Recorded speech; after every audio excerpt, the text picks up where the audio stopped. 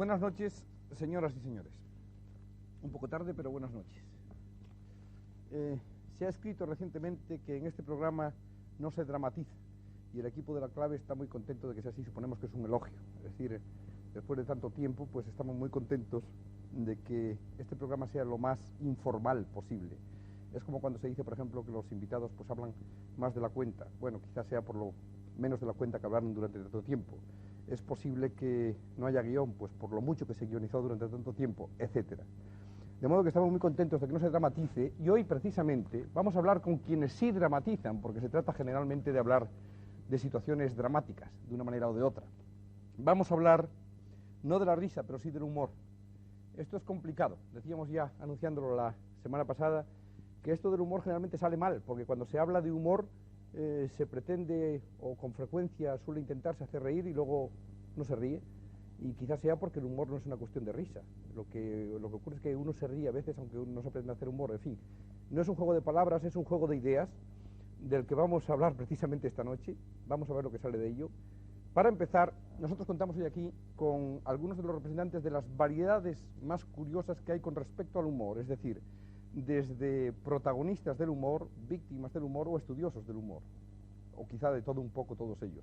En primer lugar, Máximo, que además es el de menos presentación, puesto que es un colaborador nuestro, es un compañero nuestro del programa y es uno de los que discute sobre temas. Estaba un poco reacio a venir aquí. Máximo, en fin, es el de los dibujos del país, antes de Pueblo, Máximo, de Por favor, pero sobre todo también de escribiendo, tiene una larga labor. ¿Tú qué prefieres, el dibujo o la pluma? Bueno, la pluma de escribir. Siempre he hecho las dos cosas desde que recuerdo. Comprendo que la división del trabajo obliga a ciertas especializaciones, pero yo no soy capaz. Esto me hace pensar que nunca llegaré a nada, pero creo que siempre he escrito y he dibujado, siempre escribiré y dibujaré, y de cuando en cuando tengo otras debilidades y tentaciones, espero que no sean demasiadas. ¿Y lo del humor fue pretendido desde el principio? ¿Ha sido casualidad? ¿Cómo surge eso? Porque eso es interesante. Quizá no porque deviene un humorista, ¿no? Oficial. No, no es pretendido desde el principio. Yo siempre creía además que hacer humor era una cosa imposible al leer las revistas de humor. Luego empecé a hacerlo cuando no sabía hacerlo, y después al ir aprendiendo quizá a hacerlo deja de interesarme.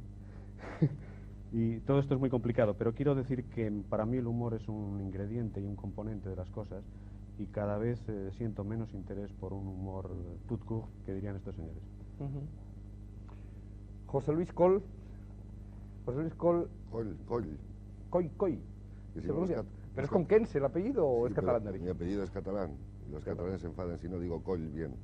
Está sin su tip completo, sin su media naranja, que a lo mejor todavía nos llega dentro de un rato. Es que tip, a lo mejor es un gag que nos ha preparado tip, pero en cualquier caso también es de viejo tiempo, José Luis. La codorniz, sketch, televisión antes, etcétera, etcétera, hasta esta coincidencia o esta convergencia del espectáculo típico. ¿Cómo ha sido todo eso? ¿Ha sido también la casualidad o es buscado? El dar en una pareja así y el montar un espectáculo así, ¿cómo vienen estas cosas? No, bueno, Luis Sánchez Polac, Tip, y yo pues éramos amigos dentro de lo que permitían las normas vigentes, pues desde hace muchos años, ¿no? 17, 18 años.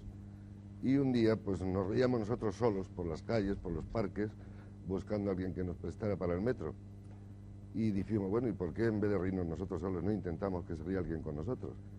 Y entonces formamos una pareja, empezamos con García La Vega precisamente en televisión, en aquello que se llamaba Galas del Sábado, hace ahora pues unos 9 años, y así empezó. ¿Y a qué achacáis, por ejemplo, el que ahora sea el gran boom típico?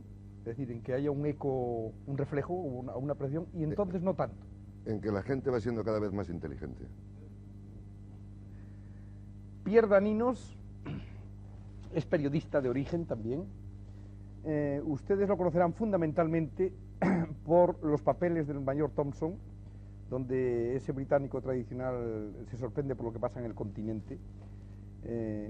Precisamente otro señor que vamos a presentar dentro de un momento ha escrito sobre el humor del extranjero, es decir, el extranjero como fuente de humor.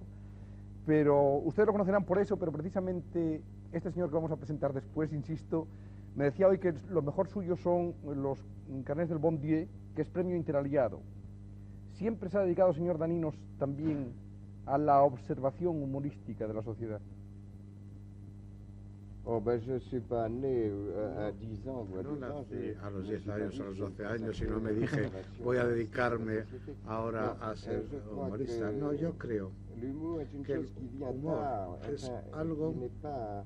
Il n'y a pas de Mozart de l'humour. No hay un Mozart del humor, no existe un Mozart del humor. Il faut avoir vécu.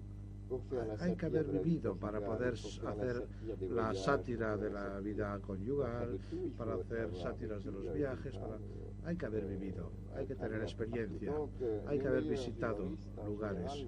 Los mejores humoristas en general solo son humoristas a los 35 o los 40 años. Hay toda clase de humoristas, por ejemplo, en Canadá un gran humorista comenzó a escribir a los 50 años libros de humor. Yo creo pues que el humor no viene al nacer. Se tienen ciertas dotes, sí, que se van desarrollando de una forma más o menos sarcástica en la juventud, pero para escribir hay que llegar a ello ya bastante tarde. Y es el resultado de una larga progresión. Es una forma de ver las cosas y de ver la sociedad. Exige precisamente esta experiencia, entonces, este llegar tardío al humor completo, al humor pleno. ¿Es que exige el aprendizaje del gag o no es eso solo? Es una actitud del espíritu. No, el humor viene con cierta edad. Tenemos, por ejemplo, un romancero como Rebouquet, que a los 17 años fue capaz de tener unas obras maravillosas. En el humor, sin embargo, no. En general, es una especie como un bisturí que uno empieza a saber manejar mejor y mejor con los años. No es un instrumento precoz. Robert Scarpí es presidente de la Universidad Burdeos III, profesor de Sociología de la Literatura, de Teoría de la Comunicación, está comisionado de la UNESCO para el lanzamiento del libro, pero ustedes probablemente lo conocen porque aquí en España, señor Scarpí, durante muchos años hemos tenido que leer Le Monde. No es leer Le Monde, hemos tenido que leer Le Monde. Ustedes lo conocen por su billete, que dicen ellos, por su nota de primera página en Le Monde Diaria o Jour le Jour, tan conocida evidentemente por lo menos de ciertos niveles intelectuales españoles. Señor Scarpí, usted en cambio, que es un periodista y un filósofo, ¿por qué se ha dedicado precisamente a escribir sobre el humor también? ¿Tiene un alma de humorista en el fondo? No, yo no soy un humorista. La verdad es que hay ciertos campos en los cuales he tenido amigos que tienen tantos talentos que no me atrevo a imitarlos. Fue el caso para mi amigo Daninos, pues si hubiera tenido alguna tentación de escribir humor, teniendo un amigo como Daninos que escribía también sobre el tema, bueno, no hubiera atrevido en ningún caso. Yo no soy un humorista, pero yo creo que me interesó el humor principalmente por su forma particular de pensamiento, la forma particular de pensamiento que representa. Es la razón por la cual, hace muchos años, en 50 o 60, pero en 60 años 60, yo escribí un librito de análisis sobre el humor, porque siempre es una cosa que se debate entre los intelectuales, los profesores de literatura inglesa o francesa o cualquiera sea. ¿Atraído por la literatura quizá o por...? No, la literatura de humor inglesa se dice siempre. Sí, claro, hablaba Daninos de Leacock. Bueno, yo descubrí de Leacock en los años 50 como, un gran maestro del humor. Me preguntaba, ¿por qué me hace reír este tipo? Bueno, es una cuestión importante. Lo malo es que cuando se trata de humor en la universidad, mi maestro, Louis Casamian, que era un gran maestro de literatura inglesa, escribió antes de la guerra un gran libro sobre el humor inglés, porque carece totalmente de humor. Es un libro muy aburrido, excelente, muy interesante, y contesta parcialmente a la cuestión de qué es el humor inglés. Pero me interesaba saber qué es el humor en general. Yo no creo que tengo la vena. La vena. Pero hay una cosa que dijo Daninos que no es verdad, que no se revela un humorista antes de 35 o 40 años. Pero también hay una disposición de mente humorística que puede existir en un hombre desde la juventud. En mi caso creo que siempre he tenido eso de tener ideas que no tenían los otros, ideas, farfelues, como se dice en francés, ideas que... disparatadas, quizás, disparatadas, un poco disparatadas. Y creo que es importante para un humorista tener esa actitud.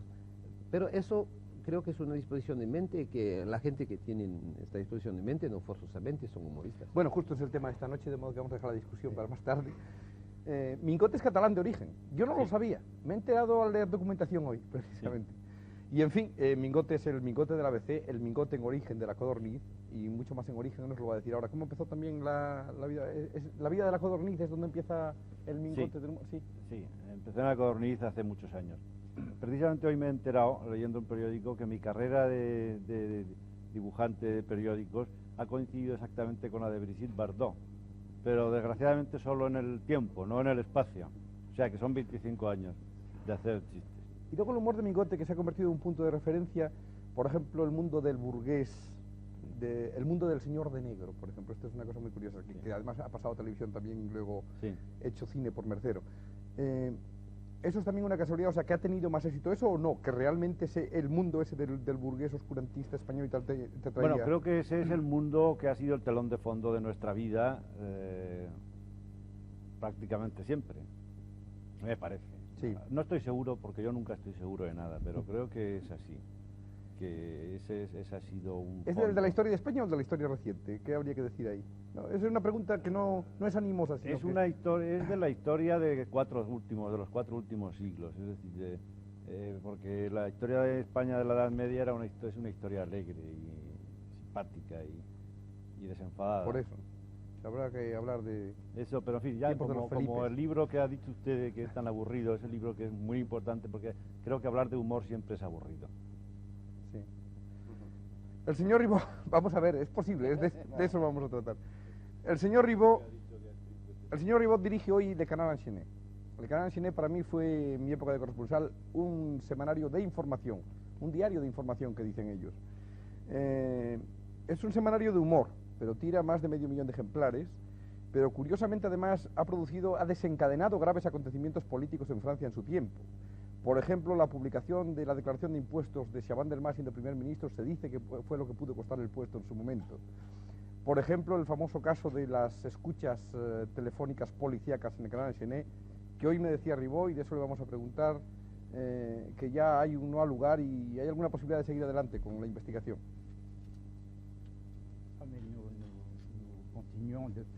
Desde 67 años nosotros seguimos, fecha en que se inició este periódico. El humor para nosotros es un sector de la sátira, porque ustedes saben que nuestro periódico es fundamentalmente un periódico satírico, pero es un sector importante.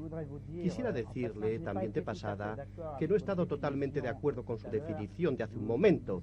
Usted ha separado el humor de la risa. Yo creo que el humor debe provocar una risa superior. En el Canard Enchaîné, pues nos ensayamos en el humor, y cuando las personas no ríen es porque no lo hemos hecho aposta. Es que no hemos tenido éxito. Es el tema de la discusión de todas maneras. Otra pregunta sobre el Canard, señor Ribó. Sin revelarnos ningún secreto, genéricamente hablando, ¿de dónde proceden las fuentes de información? Es decir, ¿cómo un semanario de humor en origen ha conseguido introducirse en fuentes de información realmente importantes que otros periódicos con más medios no han conseguido? ¿Ha sido una casualidad también o ha sido un sistema de trabajo? No, no es ni casualidad ni sistema de trabajo, es el producto de una larga experiencia. Nosotros publicamos informaciones, pero otros periódicos también lo podrían hacer. Y ocurre que no publican estas informaciones estos otros periódicos. En segundo lugar, existen muchas personas que nos facilitan informaciones que están introducidas, por ejemplo, en el Estado. ¿Por qué nos las facilitan estas informaciones? Porque lo que ven les choca, les escandaliza, lo consideran como anormal, y nos las facilitan a nosotros porque tienen confianza en nosotros y porque nosotros no moderamos ni las revelaciones ni el silencio, lo vamos a tratar de una forma honrada. Por esta razón es por la que el Canard Enchaîné es un periódico bien informado, y además nosotros mismos buscamos la información y realizamos grandes esfuerzos para hallarla. ¿La creación de Clemenceau en su momento? El Canard, efectivamente, fue una creación no ya de Clemenceau, fueron los adversarios de Clemenceau, pero por analogía con Clemenceau. Clemenceau publicaba entonces un periódico que era bombardeado por la censura, que se llamaba El Hombre Libre. lo bautizó después el hombre encadenado. Cuando unos años después el fundador del Canard creó este periódico, lo bautizó por analogía el Canard enchaîné, que es el pato encadenado. Pues entonces, cuanto antes, para entrar en debate después, vamos a ver la película que hoy nos sirve de base. Imagínense ustedes que tan a menudo algunos nos critican la selección del film adecuado para ilustrar el tema o para servir de punto de partida a la discusión. Imagínense lo difícil que era hoy elegir una película de humor para ilustrar ese tema, para servir de punto de partida. Era muy difícil e incluso hemos pensado en hacer una selección, en hacer un montaje de cine de humor. Hemos pensado que quizá no les gustaba. Entonces hemos elegido uno de los grandes clásicos, tanto en film como en protagonista, Buster Keaton, el hombre serio, aquel hombre que se dice que tenía un contrato con la productora para no reírse tampoco en público, fuera del cine. En cualquier caso, 7 oportunidades, de 1925, es uno de los mejores filmes de Keaton. Vamos a verlo e inmediatamente comenzará la discusión. Hasta ahora.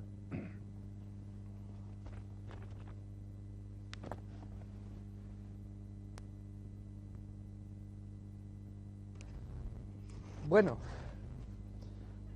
Buster Keaton. Yo creo que es la primera vez que un programa así, no ya solo grabado para un espectáculo, para una larga duración como es la de La Clave, sino incluso en un programa en directo como este, es la primera vez que se pasa una película muda. Pero creo que hay que reivindicar este tipo de cosas porque ¿por qué no se puede ver el cine mudo precisamente cuando es el más grande? Porque es mudo. Keaton es uno de los pocos que se puede identificar con lo que es el cine en su origen. Y creo que merecía la pena pasar esta película. Por lo tanto, no siempre ha de ser el cine más nuevo, ni el de estreno, ni el en colores, que todo eso es muy importante y lo procuramos hacer a veces, pero si va más, y este era el caso de Keaton, intentamos hacerlo también en La Clave. Y bien, el título del programa no era el humor a secas, no era el humor en general, era terapia de humor. Era simplemente una sugerencia del equipo, una sugerencia porque esto del humor es tan abstracto que hoy puede pasar aquí cualquier cosa, entre otras cosas que ustedes a lo peor se rían, o a lo mejor no, pero realmente, ¿qué es el humor? Empezar por las definiciones del programa es de lo que más me molesta a mí en general, porque me parece siempre pedantesco, pero en este caso, ¿qué es el humor? Máximo, ¿qué es el humor para ti? ¿O no se define? Se ve que me lanzas a mí estas no aperturas sé, para siempre. que empecemos a charlar. Yo creo que hay miles de definiciones sobre el humor, lo cual ya constituye una definición en sí, la definición de su indefinición o de su imposibilidad de definir.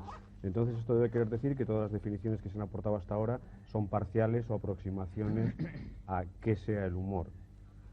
Intentar una más, por mi parte, es algo que no voy a hacer, y es honor que cedo a mis compañeros. ¿Alguien tiene interés en abordar esto de frente ya? Creo que hay una Yo creo frase que debería clásica estar prohibido intentar definir el humor, debería estar simplemente prohibido. Se prohíbe definir. Se prohíbe definir el Se humor. puede decir lo de se puede. Pettigrew y esas cosas, pero Quizá podríamos llegar a una definición a través precisamente de eliminaciones, es decir, el humor, por ejemplo, es indefinible, ya es un detalle. Bueno, pues entonces si es indefinible vamos a hacer aproximaciones. Por ejemplo, del humor han escrito filósofos, en general, es una cosa muy curiosa. Por ejemplo, Freud, por ejemplo, Bergson, etc. Y casi todos consisten en que es una especie de exudación de la agresividad del individuo. ¿Vosotros los humoristas os sentís así, os sentís agresivos y que eso os libera? ¿O no es verdad? No, tampoco. No, yo creo que No, yo creo que hay una diferencia esencial entre el humor y lo que en francés llamamos el espíritu, el esprit. El humor es una cosa que lo abarca todo, es una tendencia que hace reír, pero que no es necesariamente cáustico, mientras que lo que en francés llamamos esprit es más bien cáustico. Por ejemplo, Capure, cuando se anunciaba que alguien había muerto, no se sabía de qué se reía pero esto es lo que sucede. Lo mismo sucede cuando Napoleón envía un regalo de boda a María Luisa y entonces Metternich dice el presente vale más que el futuro. Es todavía es un humor, pero es el humor que en francés llamamos esprit. Ahora, lo que se llama verdaderamente humor en francés es el de Tati, por ejemplo, diciendo vivo por encima de mis medios de tal forma que vivimos aparte. mis medios y yo. Esto es un verdadero humor. O Mark Twain, por ejemplo, también dice que nadie sufre por el humor. Por lo tanto, podemos pensar que hay dos definiciones, hay dos tipos de humor. El humor es una cosa que solo hace sufrir a su autor, mientras que el otro tipo de humor hace sufrir a los demás. Yo creo que es verdad que lo que llamamos l'esprit en Francia, no hay exactamente una palabra en español para la matiz, es cruel. Y el humor no lo es desde un principio, pero puede ser cruel. Hay dos cosas, saber qué es el humor y de qué sirve. Y el humor puede servir de revelador, es una visión, cierta visión del mundo. El humorista es un hombre que tiene una visión del mundo. La tiene naturalmente o la tiene porque quiere tenerla. Es una visión a veces reveladora. Y como todo lo que es revelador puede ser muy cruel, puede ser muy eficaz como arma. Es decir, que yo creo que la distinción entre la crueldad del esprit y la especie de gentileza, eso es, del humor, no creo que es un hecho fundamental, porque hay humores feroces, hay humores que sirvieron de armas a los pueblos en sus luchas, y hay humores que mataron a gente. Freud en general siempre lo explica como un estado de agresividad, es decir, se descarga sobre el prójimo, que en ese caso hace de enemigo la agresividad latente. Pues no sé, yo pienso que es que hay muchos tipos de humor, no se puede hablar de un humor... Estamos viendo que hay que definirlo porque dice, bueno, hay que distinguir el humor, luego entonces alguna aproximación hay que hacer a ello. Es más, yo creo que siento que Freud no esté de acuerdo conmigo, en el sentido de que si él cree que es agresividad, yo creo que es defensa. A mí me parece me parece que el humorista normalmente lo que hace casi es defenderse con un arma más o menos grotesca o graciosa o hasta tímida. También se dice que todos los humoristas somos o son tímidos, y puede que sea verdad, pero sea la consecuencia de esa defensa. Creo que el humorista no aborda los temas importantes con profundidad, con filosofía, con trascendencia, pero no da esa trascendencia, sino que la esconde en el humor, la disfraza, y quizá lo que hace es defenderse. ¿Puede haber una manera tímida de transmitir un mensaje, quizá? De no darle... Y además, creo que dentro del humor, pues... No, yo creo que hay algo en lo que dice Cole, hay algo de verdad. Hay una historia de este rey que se mostró desnudo al pueblo diciendo, mire el vestido que tengo. Y todo el mundo admiró al vestido por adulación, al rey.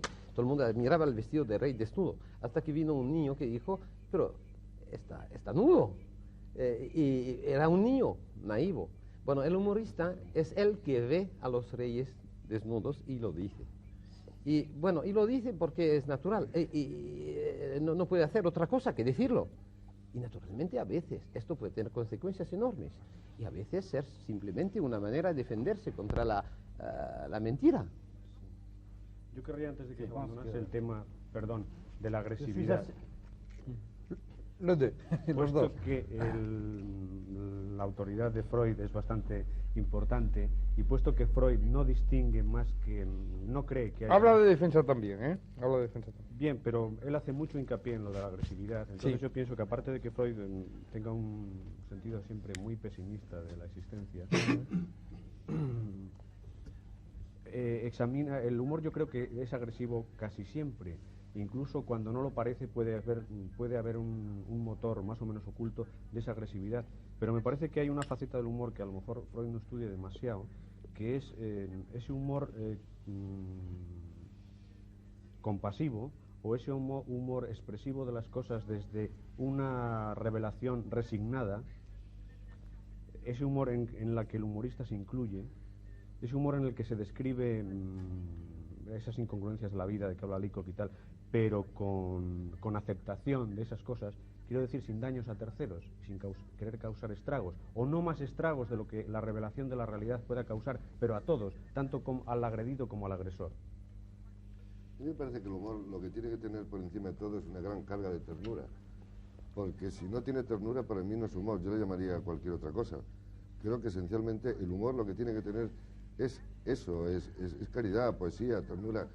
Tenemos, para mí hay una secuencia de una película de Chaplin, que no recuerdo en este momento el título, pero es una de las mejores de él, la de aquella chica que se queda ciega, ¿cómo era?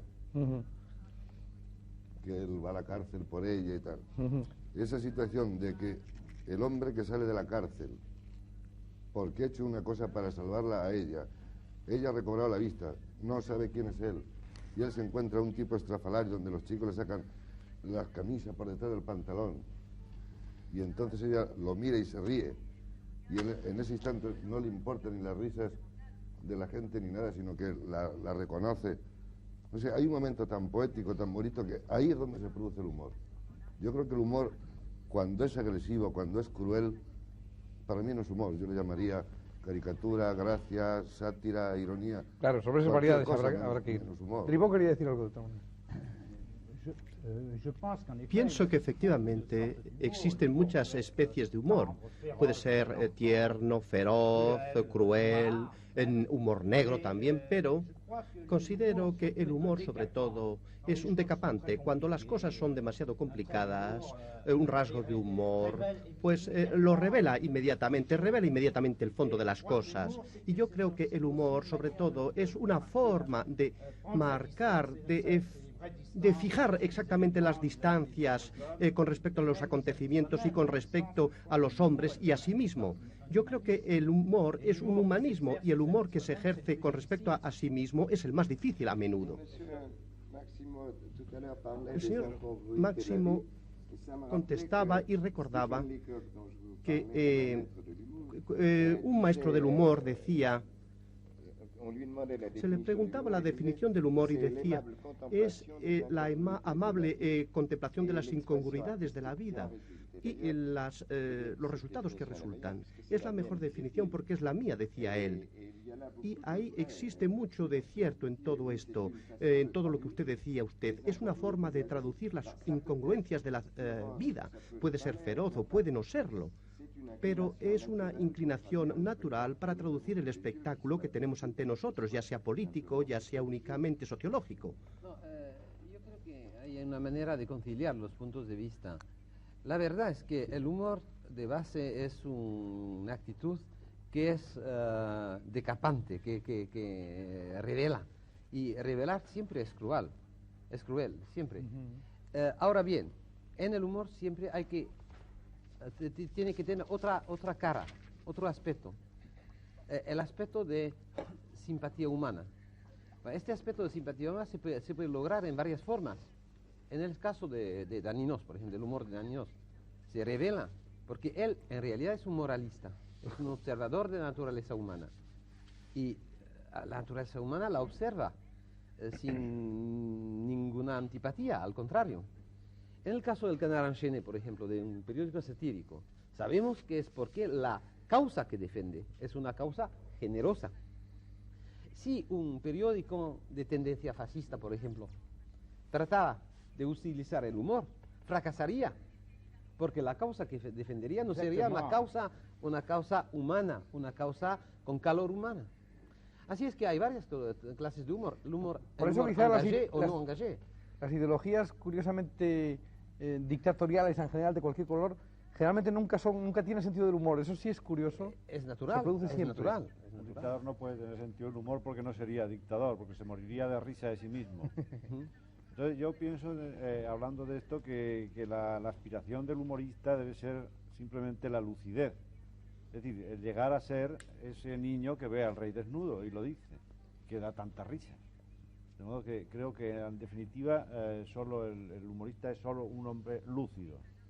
Sin embargo, las cosas como son en las intervenciones de todos ha habido un poco, Dani nos ha dicho algo, Ribó también, del reírse de sí mismo. Es decir, el humorista no debe ser con los demás más salvo consigo mismo. Sí. También lo de reírse de sí mismo. No hay... ¿Por qué esa actitud un poco... Je crois que le propre de l'humoriste, que el humorista, lo propio de él, es decir, de una forma agradable, cosas serias sin tomarse en serio.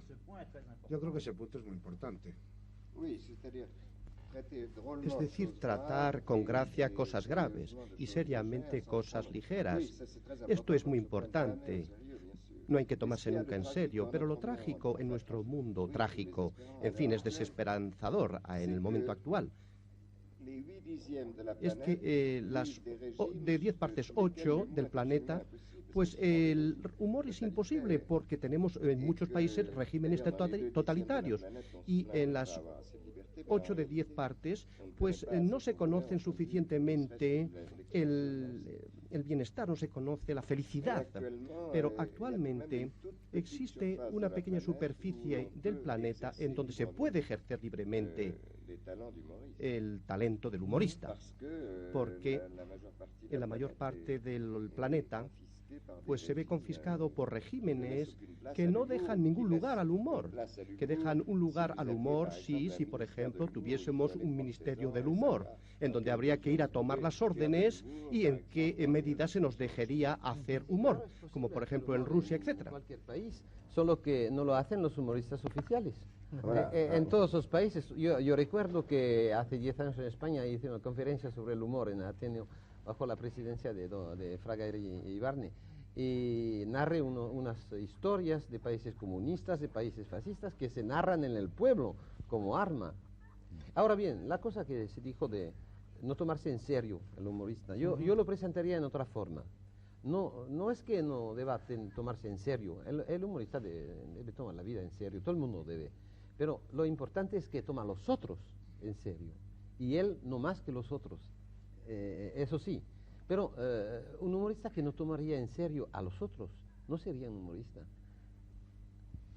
Aquí hay una pequeña contradicción. Leyendo también a Bergson, encontrábamos hoy que dice precisamente que el humorista, si se mantiene esta hipótesis de trabajo de la agresividad, que el humorista realmente es cruel con el señor que le oye, porque si fuera serio, es decir, si no fuera cruel con él, si entrase el corazón en su asunto, entonces no sería humor, sería pena. Es decir, causa humor, por ejemplo, un tipo de humor, porque luego entraremos en los tipos de humor, José Luis, que tú decías que también es importante.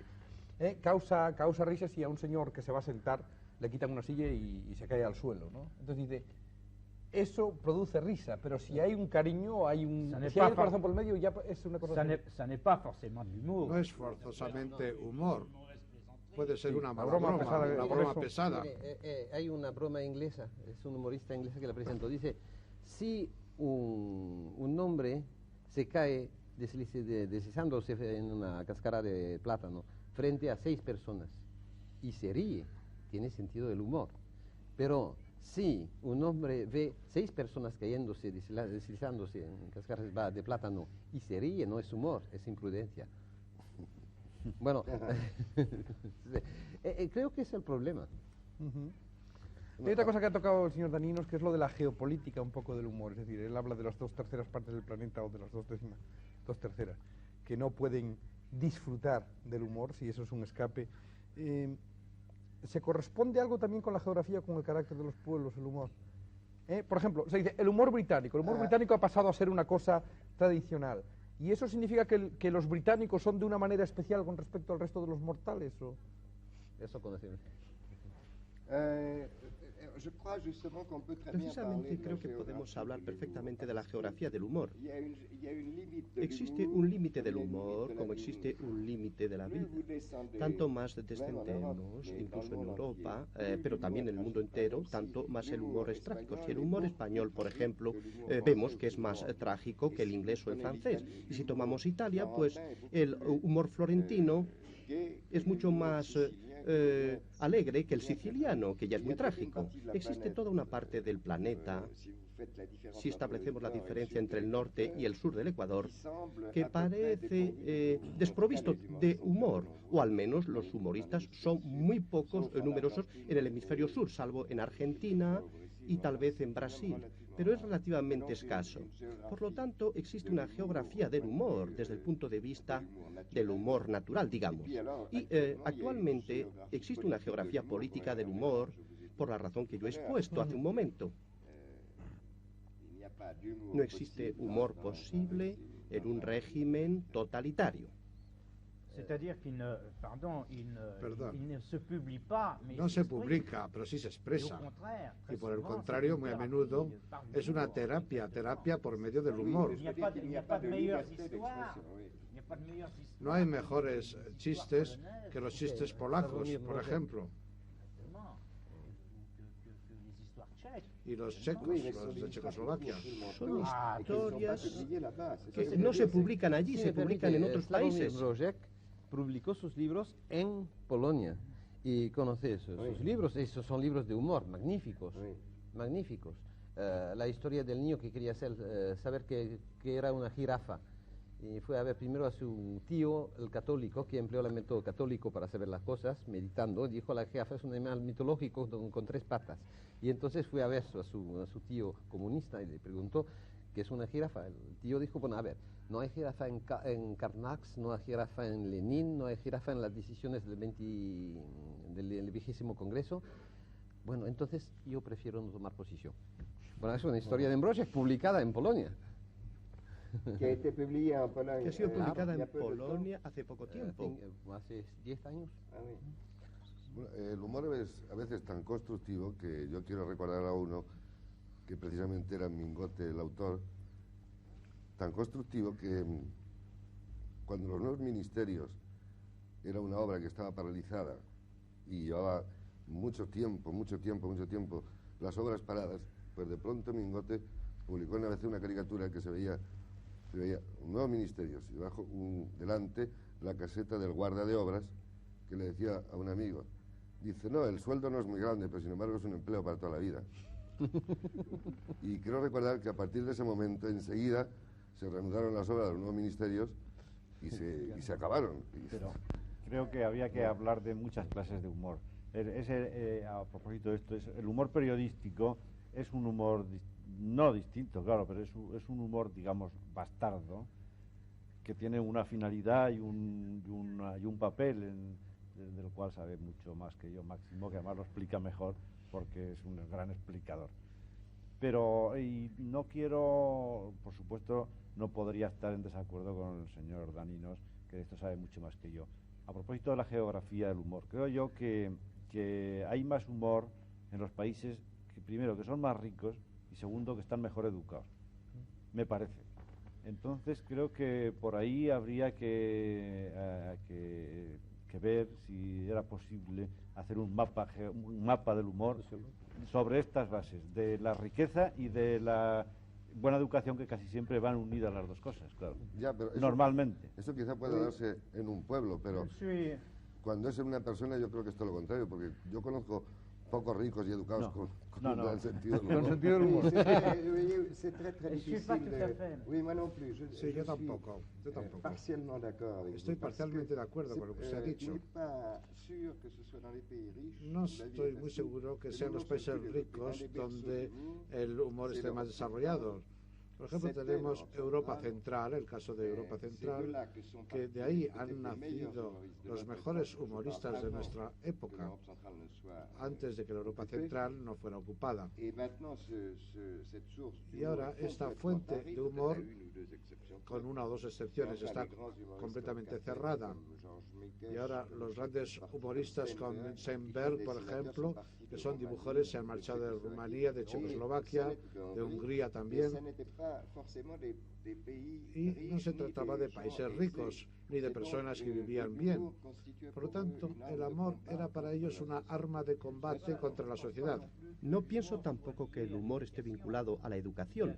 Existen campañas existen en el campo, en Francia, por ejemplo, en las casas de campo, muchos campesinos que no saben mucho, sin embargo, tienen un gran sentido del humor, el sentido del humor que no encontraremos en el hombre de la ciudad. Y no se trata de un humor escrito.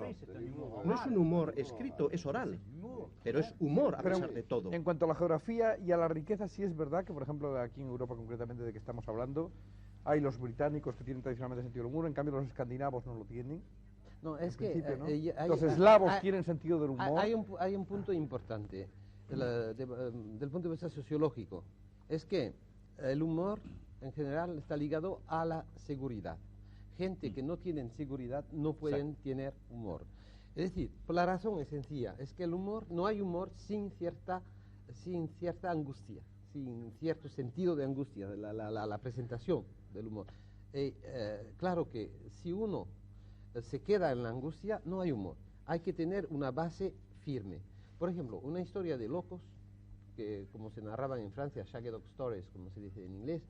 Bueno, esto es bueno porque nosotros pensamos que estamos sanos. Y pensando esto, teniendo esa seguridad, podemos reír. Pero si dudamos de nuestra sanidad mental, no podemos reír. Se puede reír cuando hay una base firme. Es la razón por la cual solo cuando hay esa base firme, una creencia, o bien una prosperidad, o bien cualquier otro, una inteligencia bastante fuerte, entonces sí se puede reír. Es la razón por la cual, en mi juicio, se desarrolló el humor en la Inglaterra victoriana, porque había una clase precisamente que tenía esa seguridad. Si se mira al humor de APH, de Alan P. Herbert, es un humor típico de la clase mediana alta, de la, que mira al pueblo con, naturalmente, sin hostilidad, pero fuerte en su posición social. ¿Encote? Eso estoy muy de acuerdo con esto. Ahora, en cuanto a lo de Dios me libre de hablar de política, no, espero que no caigamos en esa trampa, pero a mí también se puede pero en cuanto a lo de que no hay humor en donde no hay libertad, también seguramente podría ser discutido. Entonces, para hablar de nosotros, y con permiso de estos señores, que puede que les sea instructivo para ellos, entonces, cuando aquí hubo menos libertad, que fue recién acabada nuestra guerra, se hizo en España la revista de humor mejor que se ha hecho nunca, que es La Codorniz. Entonces, ahora tengo que hablar de Miguel Miura, de lo cual los españoles al menos... Íbamos a hablar al final, pero ya que estamos en conversación, hablamos ahora mismo. Al menos hablemos de Miguel Miura, que es de lo que casi es lo único de lo que debíamos hablar, al menos los españoles, puesto que se ha muerto ayer. Entonces, quiero decir que en esta época se hizo un humor extraordinario, como no se ha hecho nunca en España. Entonces, ahora que hay más, ya no hablo del humor y bueno, no solo el humor que se publicaba, el humor de La Codorniz, el humor de los periódicos, el humor de la calle, los chistes políticos que se han hecho en España durante... Eso sí es propio de los países totalitarios. Que ya no existe, el humor de calle. Que ya no hay ahora, porque los chistes que hay ahora son mucho más burdos. Eran unos chistes extraordinarios, llenos de gracia, de ingenio y de agudeza. Entonces, yo creo que tendremos que renunciar a hacer definiciones, que es la obligación que tenemos todos. Sí, pero las definiciones son imposibles para el humor. Pero lo que usted dice está conforme con lo que sucede en todo el mundo. Uno de los mejores humoristas es Apple Fran, un americano. Escribió una crónica hace poco donde describía la vida en América, en Estados Unidos, cómo era la vida, y dice que un día se vio ver por última vez a un americano sonreírse o reírse, porque decía que el mundo actual, América actual, era demasiado seria. Volviendo a esto de la gráfica del humor, por un lado, la geografía del humor, mejor dicho, por un lado tenemos países donde no se puede ejercer el humorismo, y luego países como Francia, como España, como Italia, como Inglaterra y Estados Unidos, donde el vocabulario es tan aburrido hoy que la gente ya no ríe de la misma forma, porque un señor que ha hablado todo el día de estructuras, de parámetros, del largo plazo, del corto plazo, esa persona tiene la boca ya completamente bloqueada, no puede reírse como se reía antes. Y por esa razón, porque el vocabulario es muy importante, el vocabulario tecnocrático deforma a la gente y hace que la vida sea aburrida. Tomemos el ejemplo de los periódicos en París, por ejemplo, que conozco muy bien, puesto que he sido periodista. Y yo iba al periódico a las 7 de la noche y estaba en una sala de redacción donde estábamos durante una hora hablando, contando chistes, y empezamos a trabajar mucho más tarde.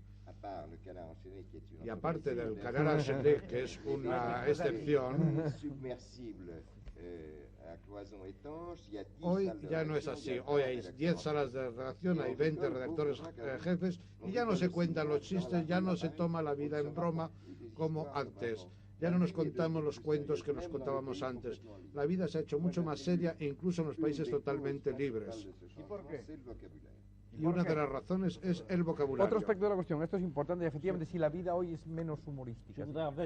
Quiero volver a lo que decía usted hace un momento. Usted decía hace un momento que existían periódicos bajo el antiguo régimen español, revistas donde había mucho más humor que ahora, y además chistes en la calle que se contaban y que eran feroces.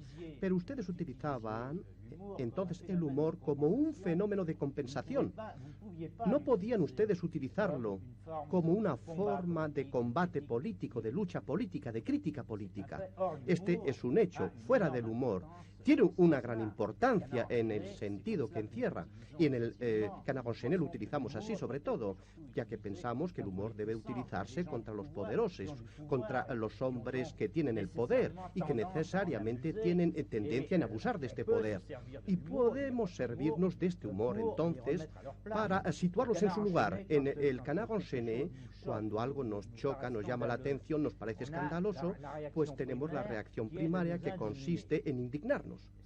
Si nos mantenemos aquí en esta fase, entonces esto no es suficiente. La segunda reacción que debe de proceder, a la que debemos proceder, es la de reírnos. Es la divisa un poco que tenemos nosotros que enmarcarnos.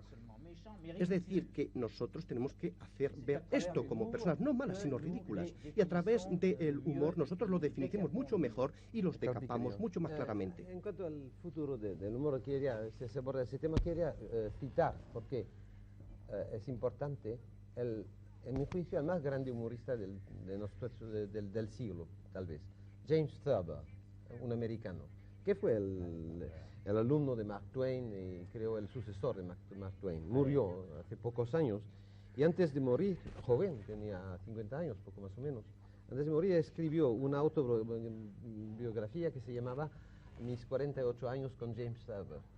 Y en ese libro explicaba que se terminaba el papel del humorista en Estados Unidos. Y decía, la razón la veo en lo siguiente, es que esta gente se toman en serio. Y se toman en serio en forma definitiva.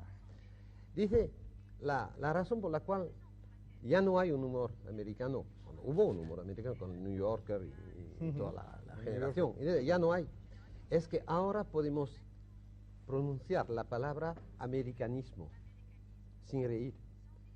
Los ingleses no dicen inglicismo, los franceses no dicen francicismo, los españoles no dicen españolicismo. No, nosotros decimos sin reír. Nosotros decimos sin reír americanismo, antiamericanismo. Ya se acaba, dice. Ya no hay humor, es imposible. ¿No te quería decir algo? No. Lo del humor y el poder que ha tocado Ribó a mí pero me bueno, es que bastante. dice de lo de primero la indignación y luego poner en ridículo aquello que nos parece mal. Bueno, cuando eso se puede hacer es estupendo, ¿no? Y claro, nosotros hemos estado muertos de envidia de pensar que en Francia podían hacer eso durante muchos años, pero cada uno empleaba el arma que tenía.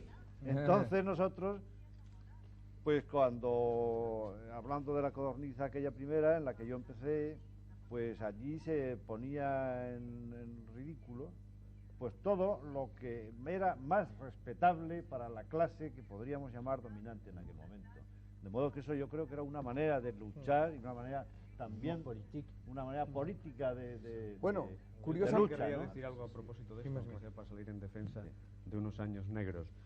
Yo creo que en unos años en que todos los periódicos publicaban unos editoriales unánimes, hacían unos elogios convencionales y obligados de la política oficial, había unos señores que, jamás hicieron un elogio de lo que en el resto de las páginas y recuadros de ese periódico era elogiado.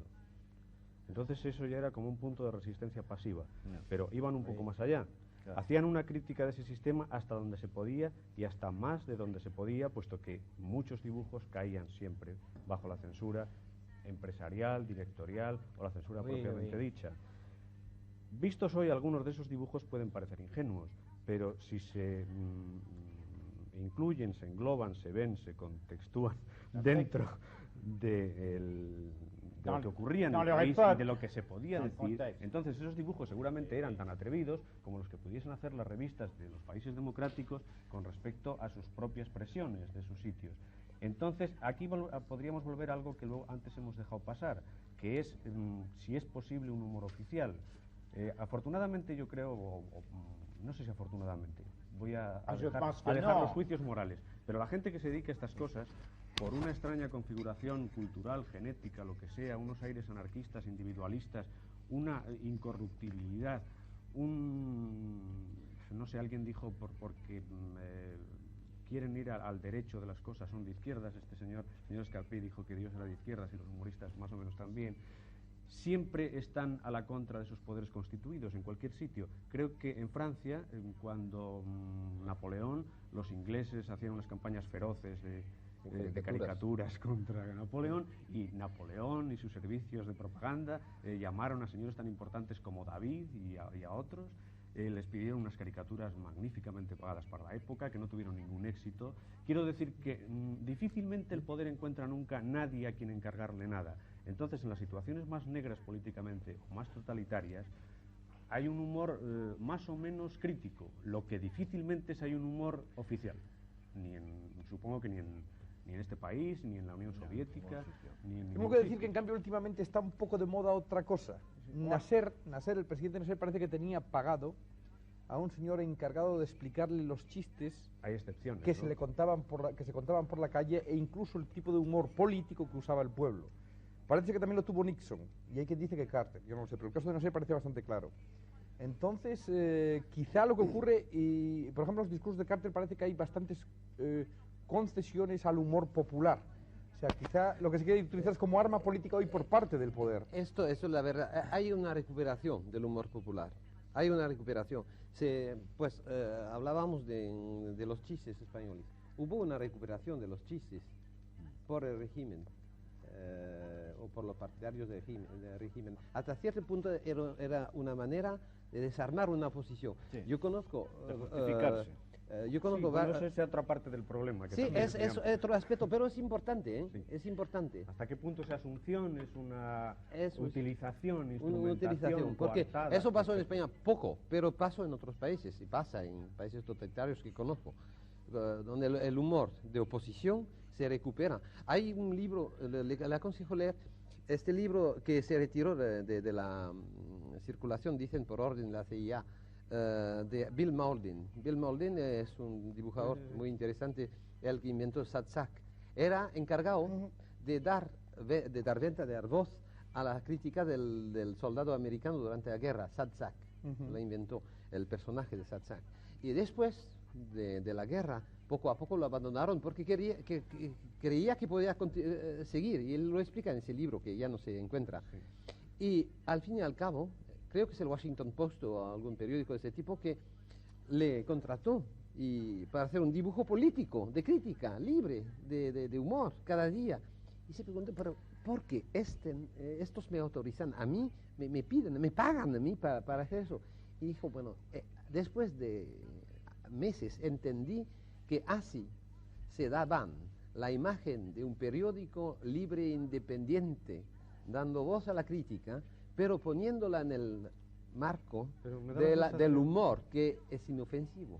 Me da la sensación que el señor Mauldin, que es una de las excepciones a este gremio que yo he hecho ahora, siempre daba una versión tremendamente oficialista del Departamento de Estado de la política americana, en contra de Herbok, por ejemplo, que siempre eran dos dibujantes muy parecidos y muy tradicionales, que seguía una línea más independiente. Porque esto que he dicho, que el poder difícilmente encuentra un señor que haga unos dibujos a su aire, es una regla que tendrá sus excepciones como todas. Pero, por ejemplo, yo en España no las conozco, las excepciones. Yo quería decir que estoy perfectamente de acuerdo con lo de Nasser y lo de Nixon. Más con Nasser porque el pobre Nixon, después de lo que le ocurrió con lo del water, estaba bien. En el sentido de que quería recoger la opinión humorística del pueblo para gobernar. Porque yo creo que el humorista es un cronista y se puede saber la vida de un pueblo perfectamente, sus costumbres, sus leyes, represiones y libertades a través de los humoristas.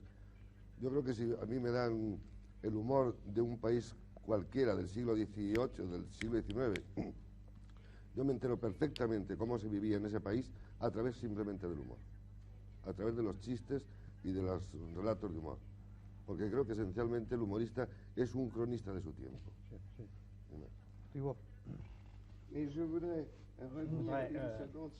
Quisiera hablar un poco de nuevo sobre lo serio.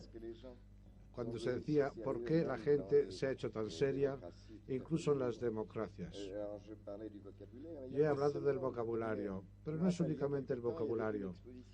Hace poco hubo una exposición en París con los dibujos de Steinberg, que es un dibujante humorístico americano, muy conocido, y yo reía con sus dibujos, y una señora que pasaba me dice, ¿usted se ríe? Digo, sí, es muy divertido. Y esta señora añadió, y además esto tiene mucho alcance. O sea que no se trataba únicamente de leer, sino que las cosas tuvieran más alcance, que había que buscar cosas que yo ya no podía comprender. O sea, pues, en el conjunto vivimos en una época seria, y es tan seria que una fuente de las cosas cómicas es su seriedad, precisamente la seriedad de la época. El vocabulario es la tecnología, el vocabulario, todo es serio.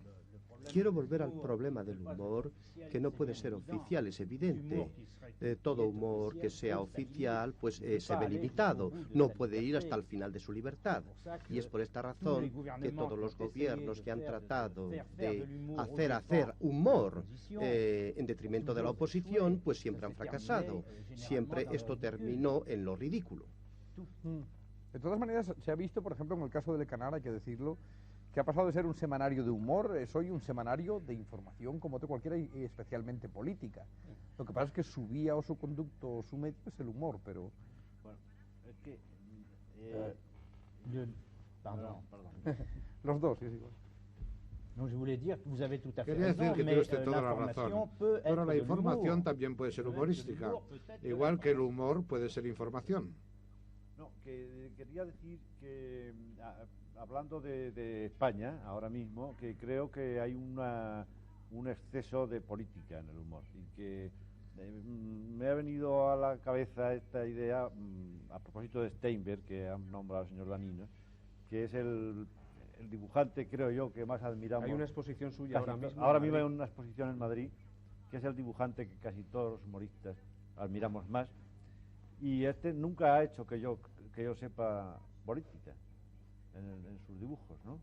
Bueno, por elevación y en el gran sentido. Ah, por elevación. Bueno, quiero decir que habrá que volver, que no digo que el humor político no sea legítimo, ilícito y útil, pero que habrá que volver de alguna manera a hacer humor. Es que precisamente por eso el éxito grande de la Codorniz de los primeros tiempos, de la Codorniz de los años 40 y de los años 50, era porque hacía humor puro, sin más.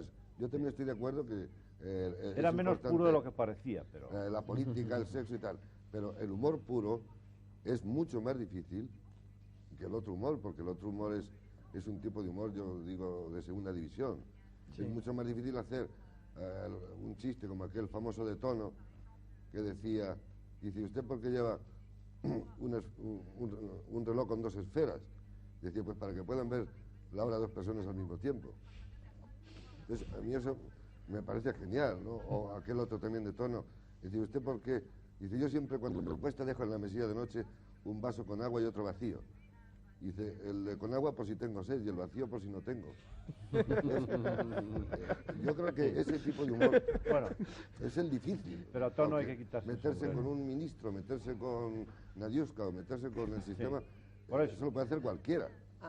Bueno, hay que tener en cuenta el contexto y cómo se produce el humor y lo que estimula al humorista. Yo no soy un humorista profesional, pero de hecho lo soy. El tipo de producción que hago en el Monde se considera como humor. Bueno, ¿qué pasa? Es que yo conecto a las 7 de la mañana o a las 6, yo conecto mi radio, mi transistor, y oigo las noticias y reacciono a una noticia. claro es que 90% de las noticias son políticas. Claro. Y voy a tener una reacción política. Claro que si hay otro acontecimiento, voy a reaccionar a otro acontecimiento. Una de las cosas que suceden es la política. Sí. Una de las cosas que suceden. Sí, pero no la única, como ahora parece no, ser. una de las cosas, claro. Bueno, luego también habría que distanciar entrar... dos políticas. Una política coyuntural, anecdótica, inmediata de quién es ministro de esto, si el director general tropezó en el presupuesto o no, y otra la gran política. Yo pienso que hay un humor excelentísimo y que al mismo tiempo es tremendamente político, grandiosamente político, como puede ser Jonathan Swift. Sí, claro. Por hablar solo así. Entonces, si hay una crítica de la Inglaterra de su tiempo y de sus instituciones, sin ninguna clase de reservas y sin ninguna clase de excepciones. O sea, lo que Jonathan Swift dice, no de los ministros, que dice muchísimo, y de los primeros ministros, sino de instituciones tan intocables como los tribunales, como las Fuerzas Armadas, como etcétera, etcétera, pues ahora mismo, incluso en los países más democráticos, no sé si en Estados Unidos podría hacerse esto, creo que, a excepción de los Estados Unidos, algo Inglaterra, no sé Francia, es inviable que alguien escribiese los viajes de Gulliver con esas analogías tan diáfanas y tan claras. Y al mismo tiempo me parece un humor con toda su impavidez, toda su agresividad. No, tiene usted razón, pero las instituciones se ven encarnadas por hombres. Los ministerios están ocupados por ministros, la justicia la hacen los jueces. Y podemos establecer una crítica global de las instituciones, pero también podemos hacer una crítica de la forma de cómo las instituciones son gobernadas, son utilizadas por aquellas personas que las dirigen. Se puede hacer una crítica. Defensa del humor político. Bueno, esta es otra variante. En el caso de Swift, si me permite, en el caso de Swift, hay claves. Digo, ataca a personas en los viajes de Gulliver. Bueno, claro, porque para nosotros esas personas están borradas. Ya olvidamos las claves, pero en su tiempo atacaba a personas. Claro. Y recuerdo que un libro que escribí hace muchos años, Littératron, yo atacaba a personas. Y después, cuando se tradujo al ruso, en Rusia lo consideraron como una crítica a la burocracia rusa, lo interpretaron así, y olvidaron el ataque personal. Bueno, eso es natural, eso pasa en el humor. Ese doble juego del humor es tanto más importante, claro, y si es triple, mejor todavía, eso está claro, los niveles. Pero bueno, es que hemos rehuido la definición de humor, pero en cambio, evidentemente sí hay diferentes maneras de manifestarlo. Hay la parodia, y la alegoría, y la ironía, y la sátira, y la caricatura. Efectivamente por eso, porque hay tantas variedades en el humor, no se puede definir el humor, no se debe definir. Lo que se decía está el humor satírico, el humor sarcástico, el humor político, el humor del sexo. Hay tantos tipos de humor que no se podría decir el humor es esto, ¿no? Además es peligroso, mira. Yo hace poco, compré el Esquire anual, donde venían pues unos 200 o 500 pintores. Todos ellos contestaban a la pregunta ¿qué es la pintura? Todos daban definiciones distintas. Curiosamente, cada una de las definiciones coincidía con el modo de pintar del señor que definía. Entonces, este egocentrismo en la definición, que casi siempre justifica la teoría, el propio trabajo, es tan grotesco que, en fin, hay que decir que la pintura es todo lo que está dentro de un marco. La pintura es usted. Y que además las definiciones se hacen después de la obra. Cuando se dice lo de la ternura, pues entonces tú estás pensando en humoristas tiernos. Y si cuando se habla de la crueldad, pues yo estoy pensando en Topor, o en Bruegel, o en Hobbes, y etcétera. Y los dos me parecen lícitos, pero es muy difícil no parcializar, no empobrecer cuando se define. Claro. O sea, los diccionarios en realidad es como un catálogo de Sin embargo, miserias. cuando yo decía que el humorista o el humor tiene una carga muy fuerte de defensa, tenemos un ejemplo. En la película que hemos visto hoy, la de Buster Keaton, que me parece, claro, una pieza de museo, una cosa genial, este hombre lo que se pasa toda la película es defendiéndose. Lo que trata es de defenderse. Es una víctima de la persecución. El pequeño hombre. Y entonces, es un tema americano del pequeño hombre que se defiende contra las mujeres, contra todo. Pues Charlie Chaplin. Es un tema clásico de hay siempre una constante en el humorista lírico. Vamos, el humor lírico, muy lírico también. La gran obra de humor por excelencia española para mí es El Quijote. Efectivamente, es la gran novela de humor de la literatura. Esto tendríamos que discutir. Y es otra variante porque se defiende engrandeciéndose. Quiero decir, casi siempre el humorista tiende a una especie de a ridiculizar, compensación del débil. Casi todas las tiras dibujadas, la bande dessinée, se basan en un señor a quien todo le sale mal.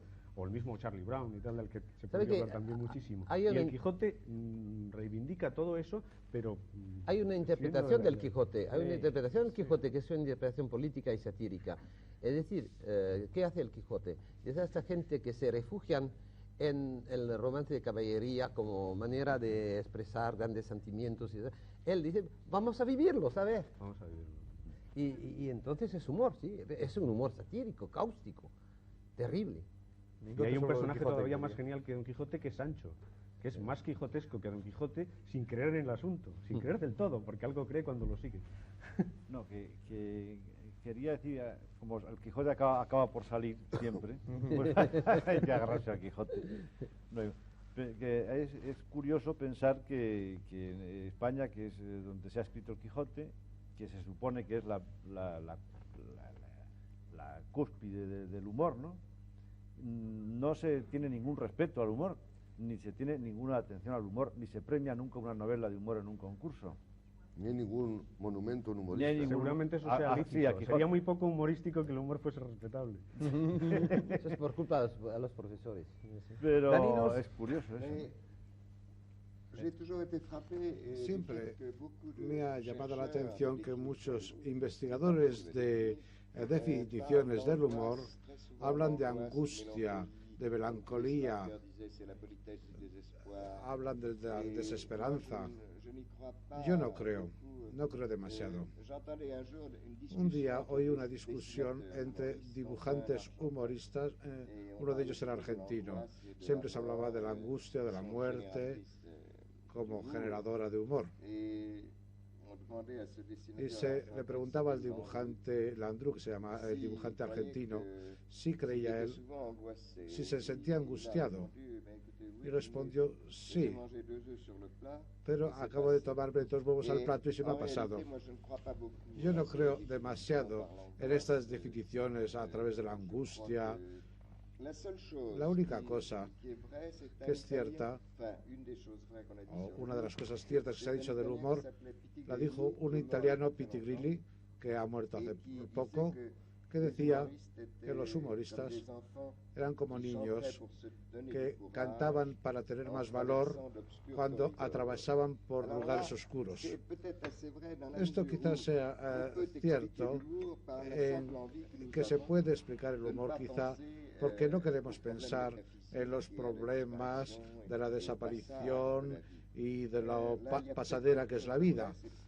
Quizás esto sea inconsciente, porque yo no me levanto por la mañana para decir me voy a escapar de los problemas metafísicos.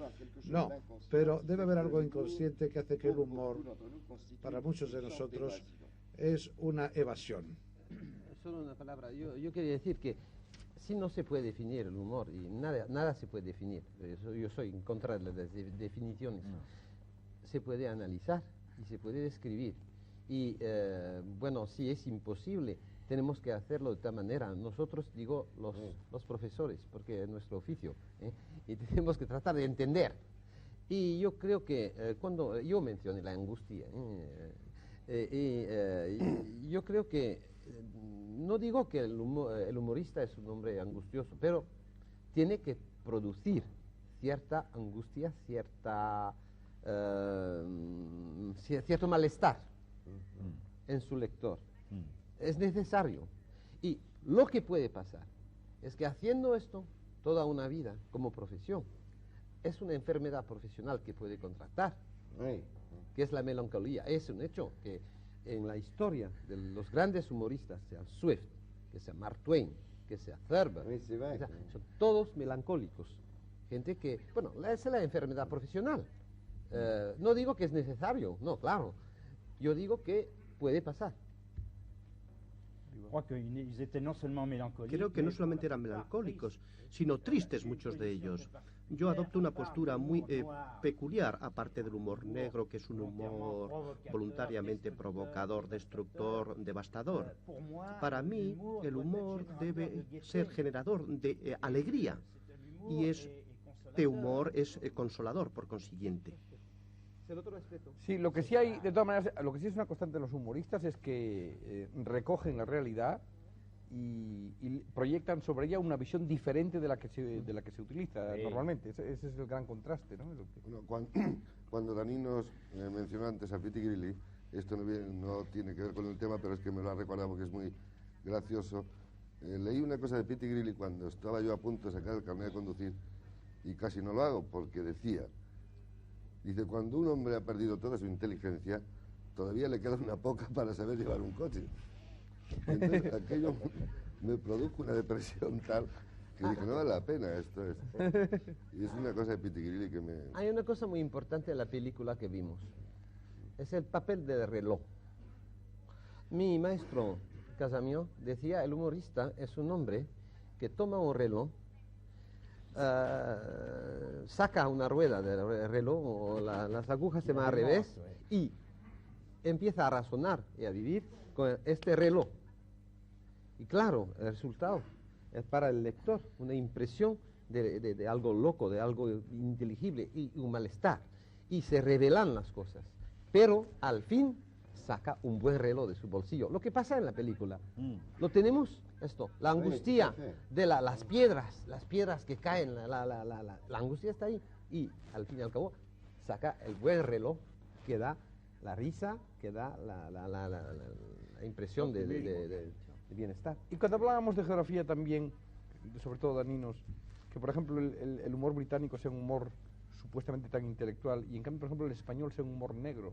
¿Es que el español realmente es un humor negro sistemáticamente, creen todos aquí? ¿O? Sí, yo creo que el español, como dijo aquel chico, tiene un sentimiento trágico de la vida, ¿no? Y es consecuencia de las latitudes. No. Un poco sí, porque es un poco el humor español es un poco también como el italiano. Los países pobres generalmente tienen un humor mucho más negro que los países de un nivel de desarrollo. Recuerdo que cuando Mingote dirigía la revista Don José, en la que yo empecé, por cierto, hubo un dibujante sueco, danés, que vino a España con sus dibujos. Entonces había unos dibujos de unas señoras con el pecho al aire que no podían pasar de ninguna manera, que no se los publicaba en ninguna parte. Sin embargo, se asombraba cuando veía dibujos de ahorcados y de muertos, que dice, estos dibujos en mi país no los puedo publicar, no me los dejan publicar, me los prohíben. Entonces, me parece que hay una cosa de latitudes. ¿Cómo es que en España cualquiera hace un chiste donde se ve el muerto, la viuda, el ahorcado? Perfectamente. Mingote quería, no estaba de acuerdo. Quería decir un poco esto de que el humor español ha sido normalmente negro porque hemos tenido siempre mucha hambre de todos tipos. Claro. Era un país de hambrientos y entonces nos reíamos del hambre o de la muerte o de lo que fuera. Es verdad, yo creo que no es una cuestión de latitud, sino una cuestión de sociedad. De sociedad. Sí, de sociedad, porque el humor de Swift en La modesta proposición es un humor feroz, negro, terrible, como no los hay en los más negros de los españoles. Y bueno, por la razón era que era Irlanda, con el hambre y la situación trágica del país. Claro es que en la Inglaterra victoriana tenían una posición tan segura, tan fuerte, que tenían otro tipo de humor.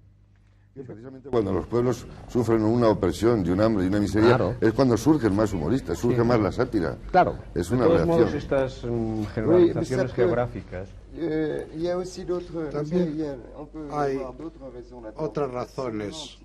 No es únicamente psicológico. Hay una cosa que llama la atención. El humor siciliano, el humor español, el italiano, el mexicano son trágicos. El humor escandinavo ha dicho algo que me ha llamado la atención, porque hay escandinavos que sí tienen humor, como Stanley Petersen, por ejemplo, que decía, es difícil prever cualquier cosa, pero lo más difícil de prever es el futuro. Pero en Estados Unidos, en Escandinavia, en estos países, es más alegre el humor que en estos otros países que he mencionado antes. Pero en otro orden de ideas tenemos el hecho de que en Italia del Sur y en todos los países donde hay luz, la gente buscan la oscuridad, quizás. Mientras que en los países escandinavos, y quizás en Inglaterra o en América, entonces son mucho más alegres, quizás buscan... Esto quizás no tenga nada que ver con el humor, pero hay algo que no es solamente ya psicológico, no es el hecho de vivir en los trópicos. Yo he vivido en Brasil y nunca he visto tanta gente suicidarse como en Brasil. No sé por qué. Quizá el abuso de rayos ultravioletas causa desesperación, tanto o más quizá como la nieve, la lluvia y los cielos grises. No se trata pues de temperamento únicamente. Que apagan el humor los ultravioletas,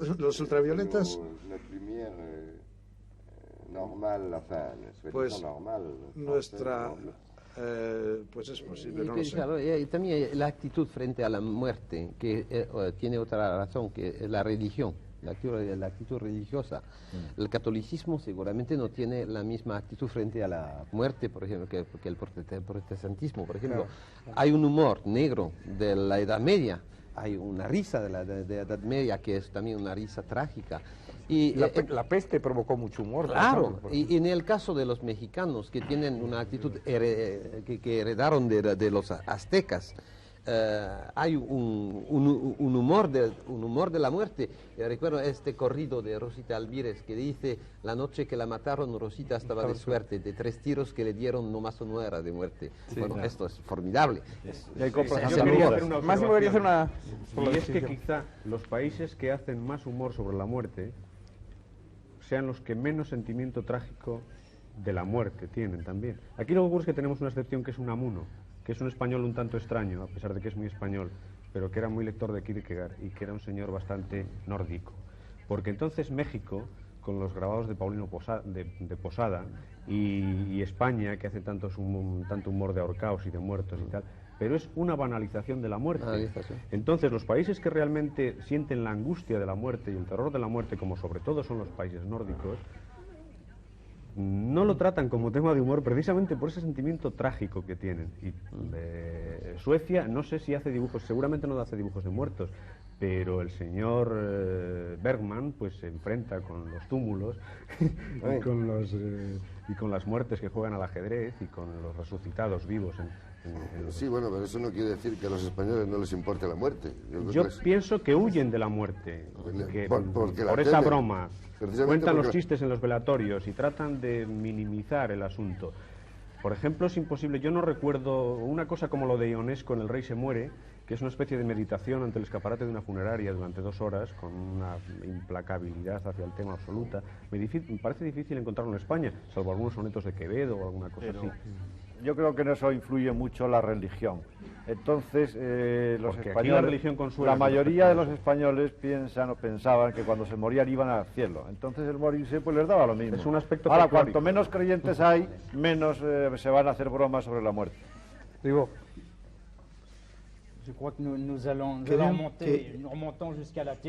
nos vamos ya a la teología y les voy a contar una anécdota.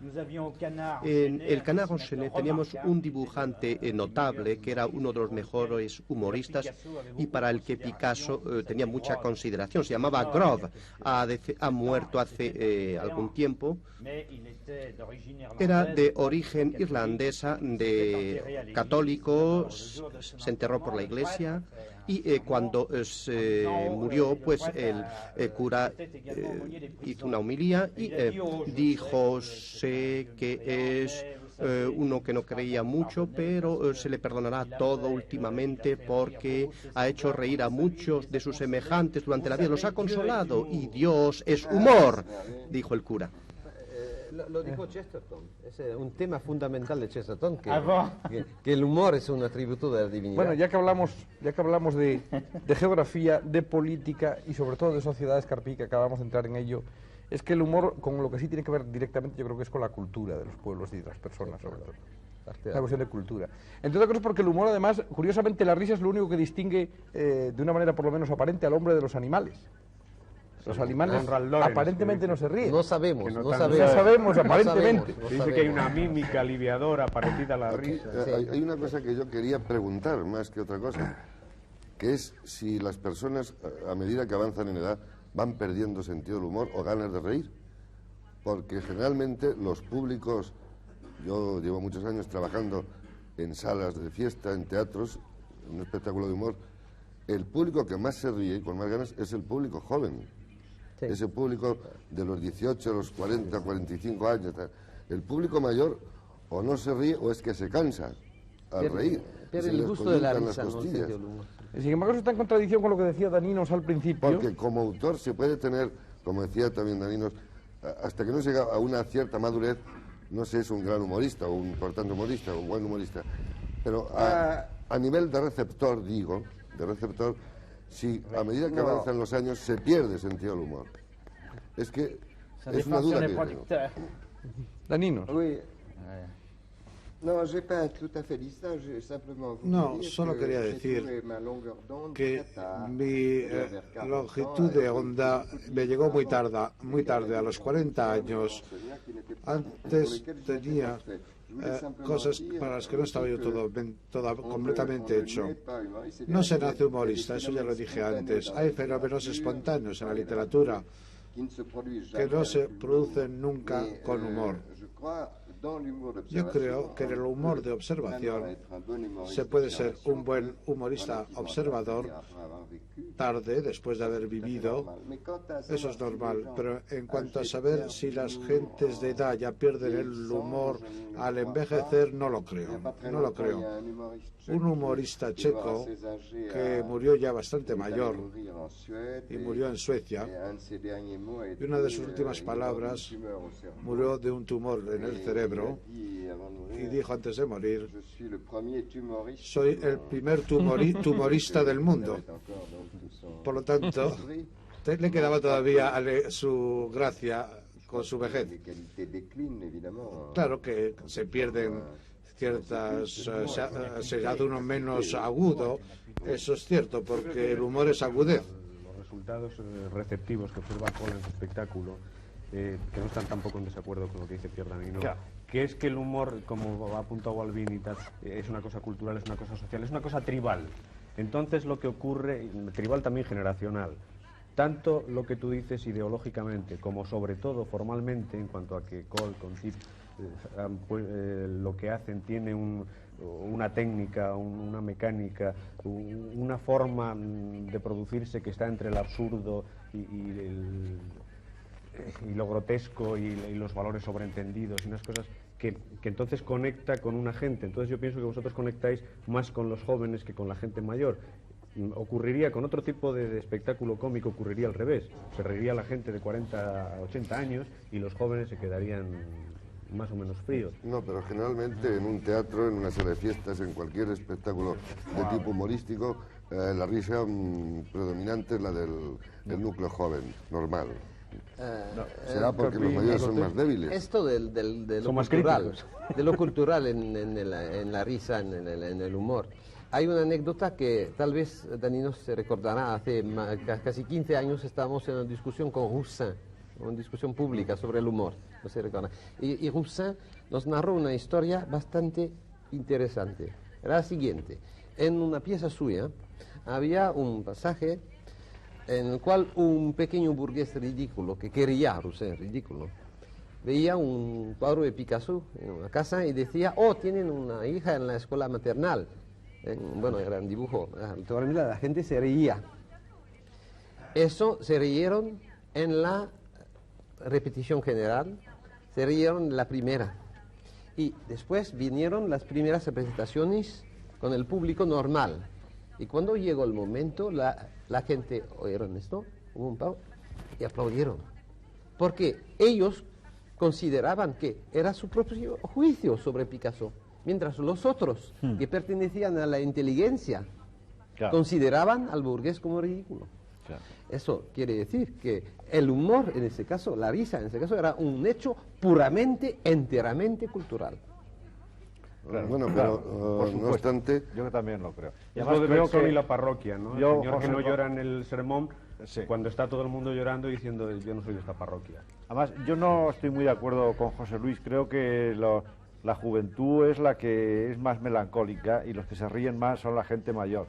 Lo que pasa es que los mayores que van a veros a ti y a ti es que no se entienden.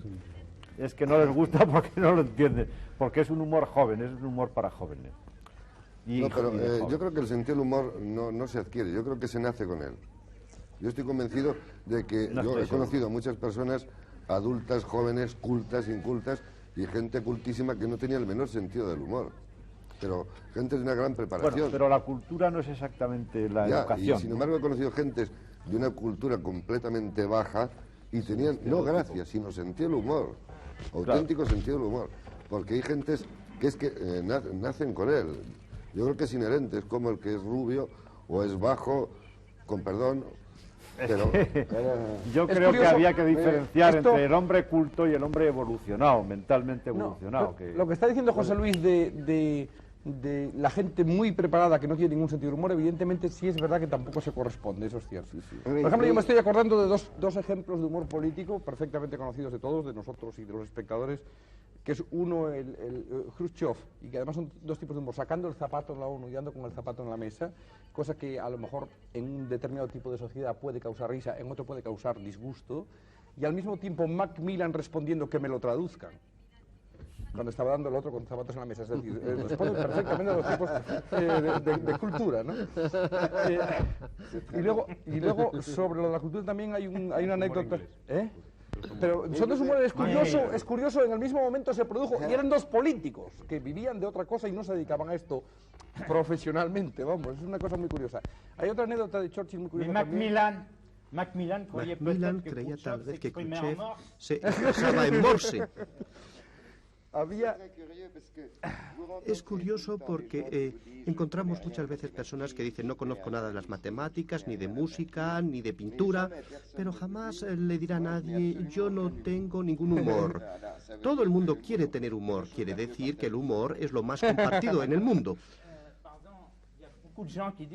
Hay muchas personas que dicen no tengo humor, pero sin embargo eso sí suele tenerlo. Hay otra anécdota que yo quería contar porque es interesante, de un político. Es que las de los políticos interesantes. Churchill también tenía mucho sentido del humor y en el Parlamento en cierta ocasión en que por razones de protesta un diputado de su partido en señal de protesta se marcha del banco del Partido Conservador y se va al de enfrente al de los diputados laboristas.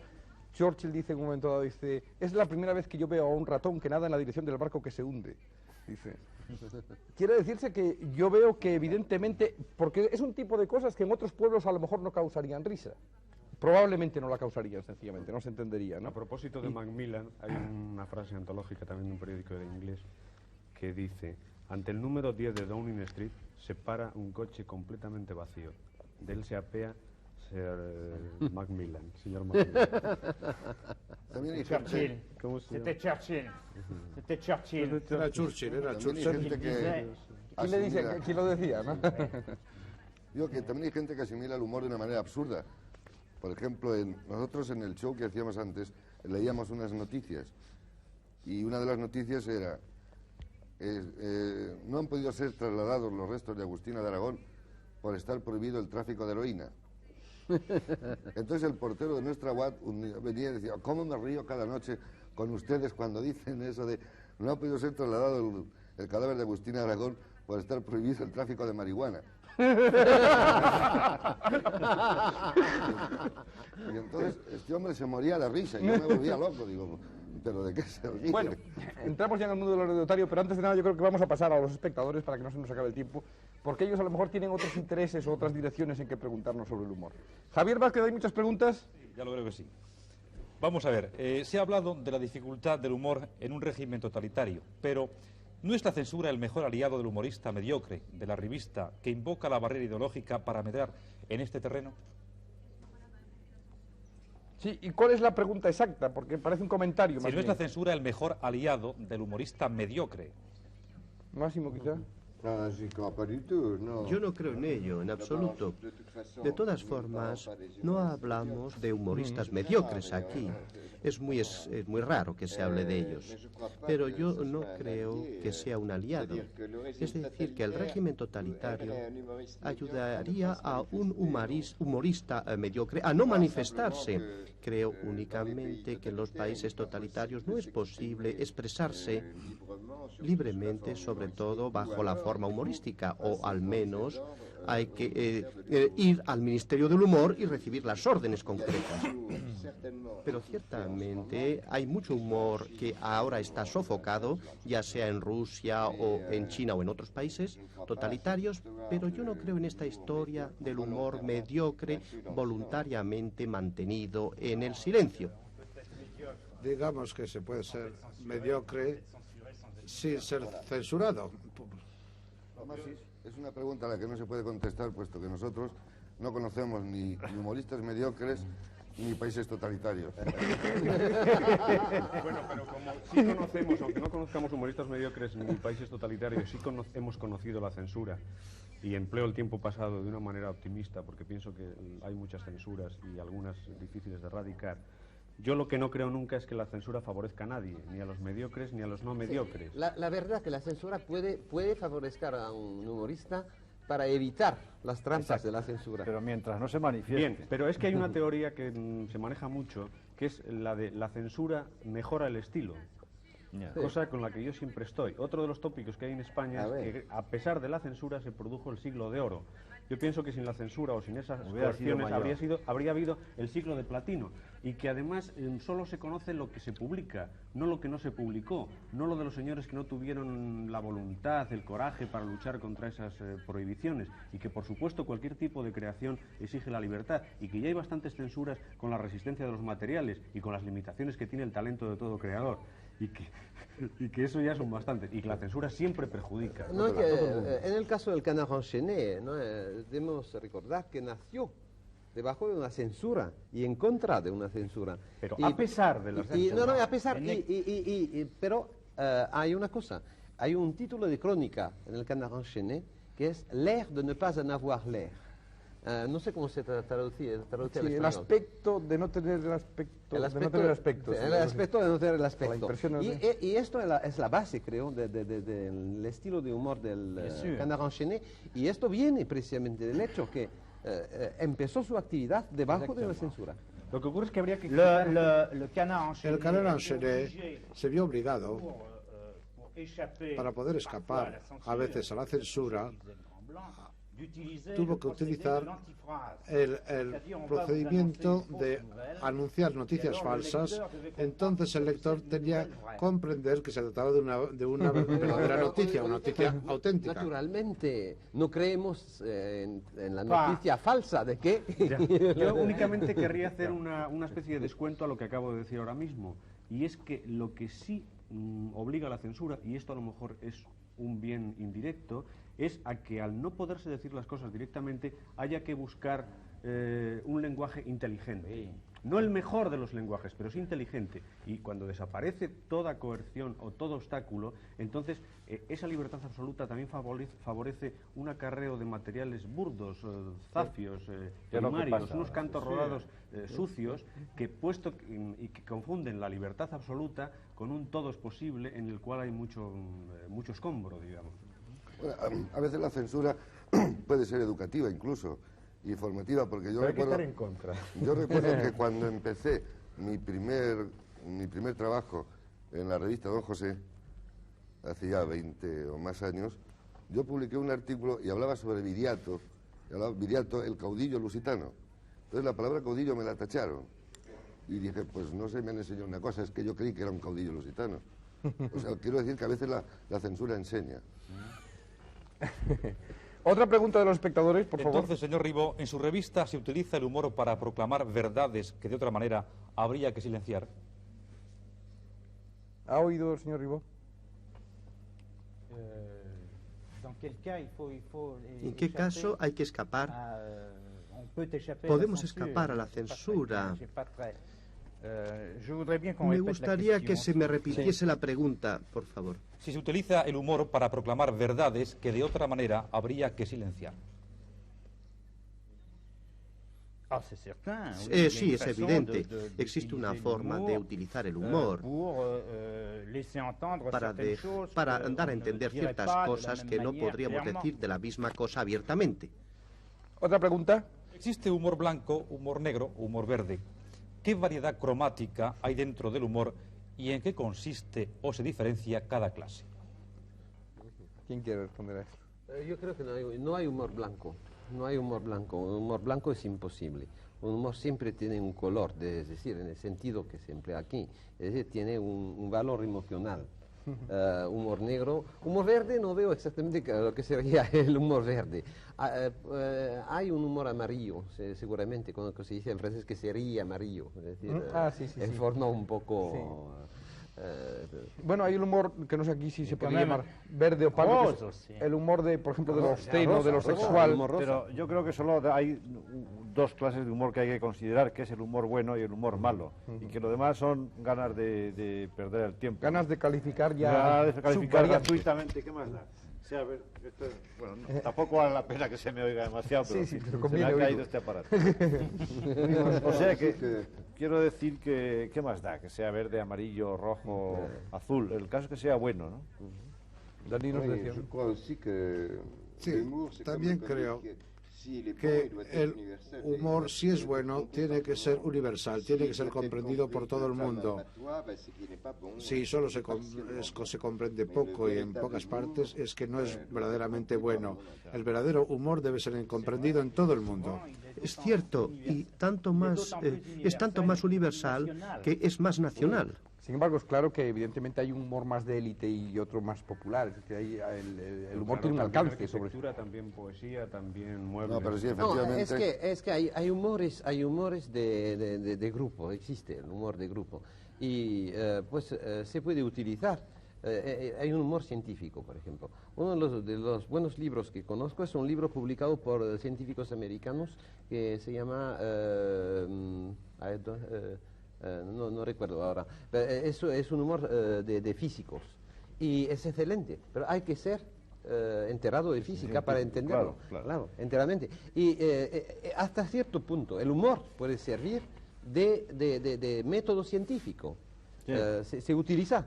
En el caso del brainstorming, que se emplea en forma muy corriente, lo empleo en mi instituto para investigación, consiste en lanzar toda clase de ideas completamente locas, de chistes, y al fin y al cabo, bueno, cambian los puntos de vista, se rompen las maneras de pensar demasiado estereotipadas y, bueno, se logra avanzar.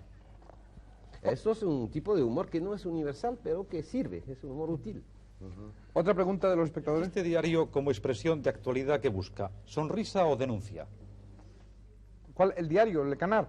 No, el chiste diario. El por chiste ejemplo, diario. Que hace Mingote. ¿Mingote quizá? ¿Cómo? ¿Si busca denuncia o sonrisa? Sí.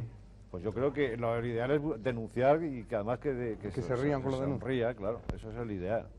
Supongo, Máximo, dilo tú. Bueno, yo Máximo, no por ejemplo, busco ninguna de las dos cosas. O sea, no denuncio por falta de vocación denunciadora. Yo dudo mucho que yo sea un humorista, supongo Bueno, que pero de la todas gente maneras que ve mis denuncia. cosas no lo duda, sino que está segura. Y entonces yo siempre lo que pretendo con mis dibujos, con mis textos, con todo, es mostrar la realidad tal y como yo la veo. Lo que ocurre es que cómo la ve un humorista, hasta donde lo sea, pues me parece que es que razona hasta más allá de lo razonable. Claro. Se adentra en unos terrenos. Pero decir las cosas tal como tú la ves es una denuncia y a veces hasta una injuria para mucha gente. Bueno, pero será porque Como la fotografía resulta eso denunciadora como tal. En mí no hay una actitud moral, tampoco una actitud condenatoria, quiero decir, de comisaría de guardia, que es lo que me lleva a la palabra denuncia. Es lo que hemos dicho antes, decir que...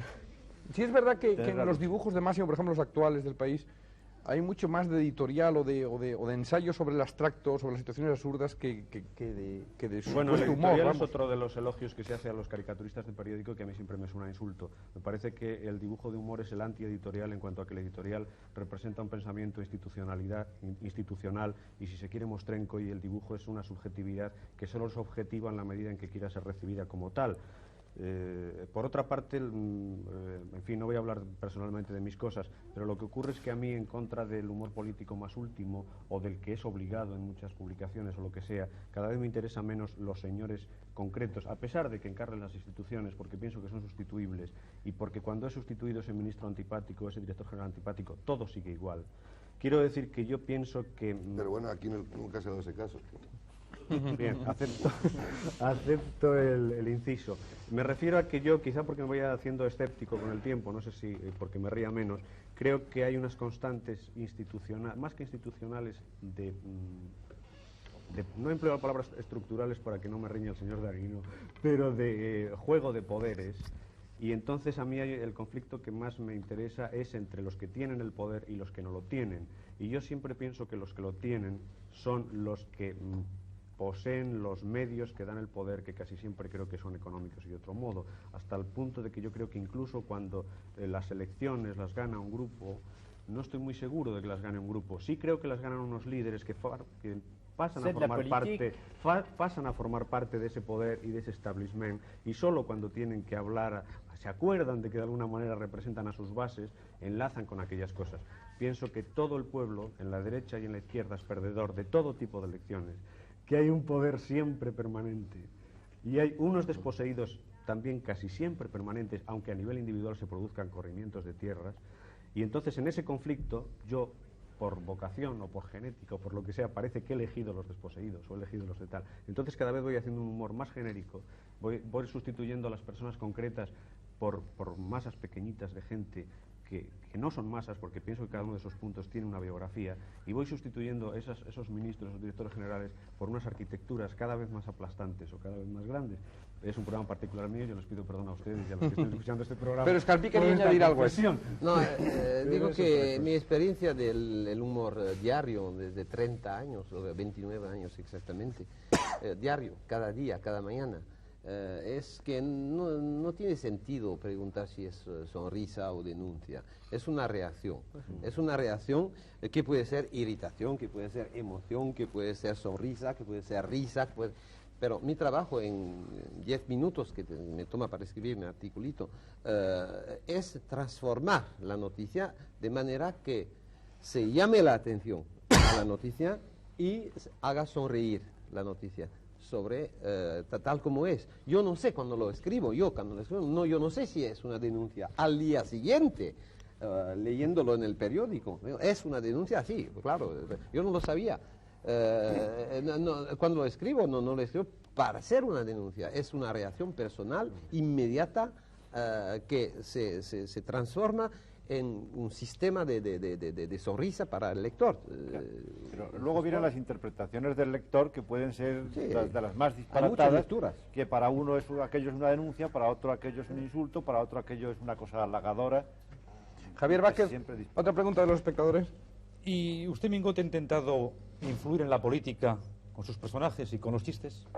¿Que sí he intentado? Influir en la política. No, de ninguna manera, en absoluto, vamos, no me ha pasado jamás por la imaginación. ¡Qué embustero! Influir en la política, Dios mío. Yo no he hecho más que contar las cosas que veía. ¿Cómo voy a influir yo? Otra pregunta, Javier Vázquez. Bien, ¿se hace del humor una forma de ganarse la vida? Y de todo, ¿no? Bueno, sí, porque además. Es una profesión como otra cualquiera. Sí, pero preguntará más bien en origen, calculo yo que preguntará al espectador. Es decir, uno es humorista por otra razón. Tú decías, por ejemplo, que uno nace humorista, o con sentido del humor, por lo menos. En origen es más luego, además, yo creo que no se la puede ganar de otra manera. Luego ya se descubre la vocación. Yo creo que no hay una profesión de humorista. Hay una profesión de escritor, de dibujante, de actor, de cantante, de lo que sea, que se hace con humor o sin humor. Y no hay una profesión de humorista. ¿Otra pregunta? Vamos a ver. ¿Han oído hablar de humor extrasensorial? Nos pregunta un espectador. Yo no. Extrasensorial. La parapsicóloga. No hay más... El humor abstracto. El humor abstracto. ¿No hay más indicaciones o sugerencias del espectador? ¿Podrían hablar sobre ello? Pues por lo visto aquí no hay... No. Sí, habría que saber de quién es la pregunta, si no hay hay algún extraterrestre. Otra pregunta ahí. Bien. ¿Cuándo se es mejor humorista? ¿Con el estómago vacío o lleno? Lleno. Todo se es mejor con el estómago lleno. Cualquier cosa. No hay dudas. Humorista, obispo... Excepto Fakir. Camarero. Y el amor, que corta la digestión. ¿Otra pregunta? ¿Lo chabacano, lo grosero es también humor? Bueno, yo... No. Perdonadme que yo sí. haya contestado con este No, dogmatismo. Es otro aspecto de la cuestión interesante. No, es importante. Puede serlo en un contexto de, bueno, Rabelais, por ejemplo, en un contexto de este tipo, con cierto lenguaje, ciertas imágenes, cierta manera de relacionar. Por ejemplo, el humor gascón de mi tierra es un humor bastante, bueno, grosero. Pero elaborado por una... Bueno, población campesina. Es curioso, antes que hablábamos de la... Pero Lo que quiere decir es que yo creo que no hay humor pornográfico, por ejemplo, no hay humor incluso erótico. Yo creo que porque esto es demasiado serio, es una cosa triste. El erotismo es una cosa muy triste. No hay humor erótico. Pero humor grosero puede haber. Sí, somos nosotros los gascones, somos groseros naturalmente en nuestra manera de hablar. Yo vuelvo a repetir lo que dije al principio, que es que yo, cuando se trata de algo chabacano y grosero, ya no le llamo humor. Yo le llamo otra cosa. Depende, porque usted no es grosero, claro, pero sí lo soy. Sí, lo que ocurre es que en un contexto grosero muchas veces, pero entonces y las personas no groseras, en un momento determinado, decidimos por un momento de vacación ser groseras y reírnos con aquello. Si me permite, en Quevedo hay unos ejemplos de humor bastante grosero. Sí. Volviendo a Freud, que citábamos al principio, Freud dice que, por ejemplo, en general el chiste sexual, el chiste pornográfico, que hablamos de todo esto, que se produce muy frecuentemente y hace reír frecuentemente a las personas que tienen graves problemas sexuales ellas. Es decir, estamos otra vez en lo que decíamos antes. Sí, bueno, Freud dice también que, por ejemplo, se cuentan muchos chistes de este tipo delante de las señoras para ir desarmando sus defensas. O sea que es una táctica más y tal. Otra pregunta, Javier Vázquez.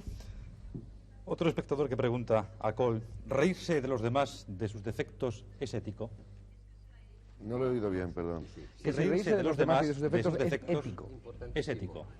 Supongo que no, naturalmente, pero si esa pregunta va hacia mí o hacia el humor que hacemos nosotros, le diré que nosotros nunca nos hemos reído de nadie.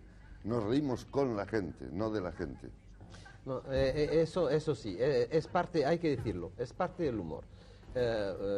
Mi colega Chaton escribió un artículo sobre lo no serio, para no emplear la palabra humor, y explicó que, y Alfred Sauvy también escribió un artículo sobre eso, hay un humor de dominación,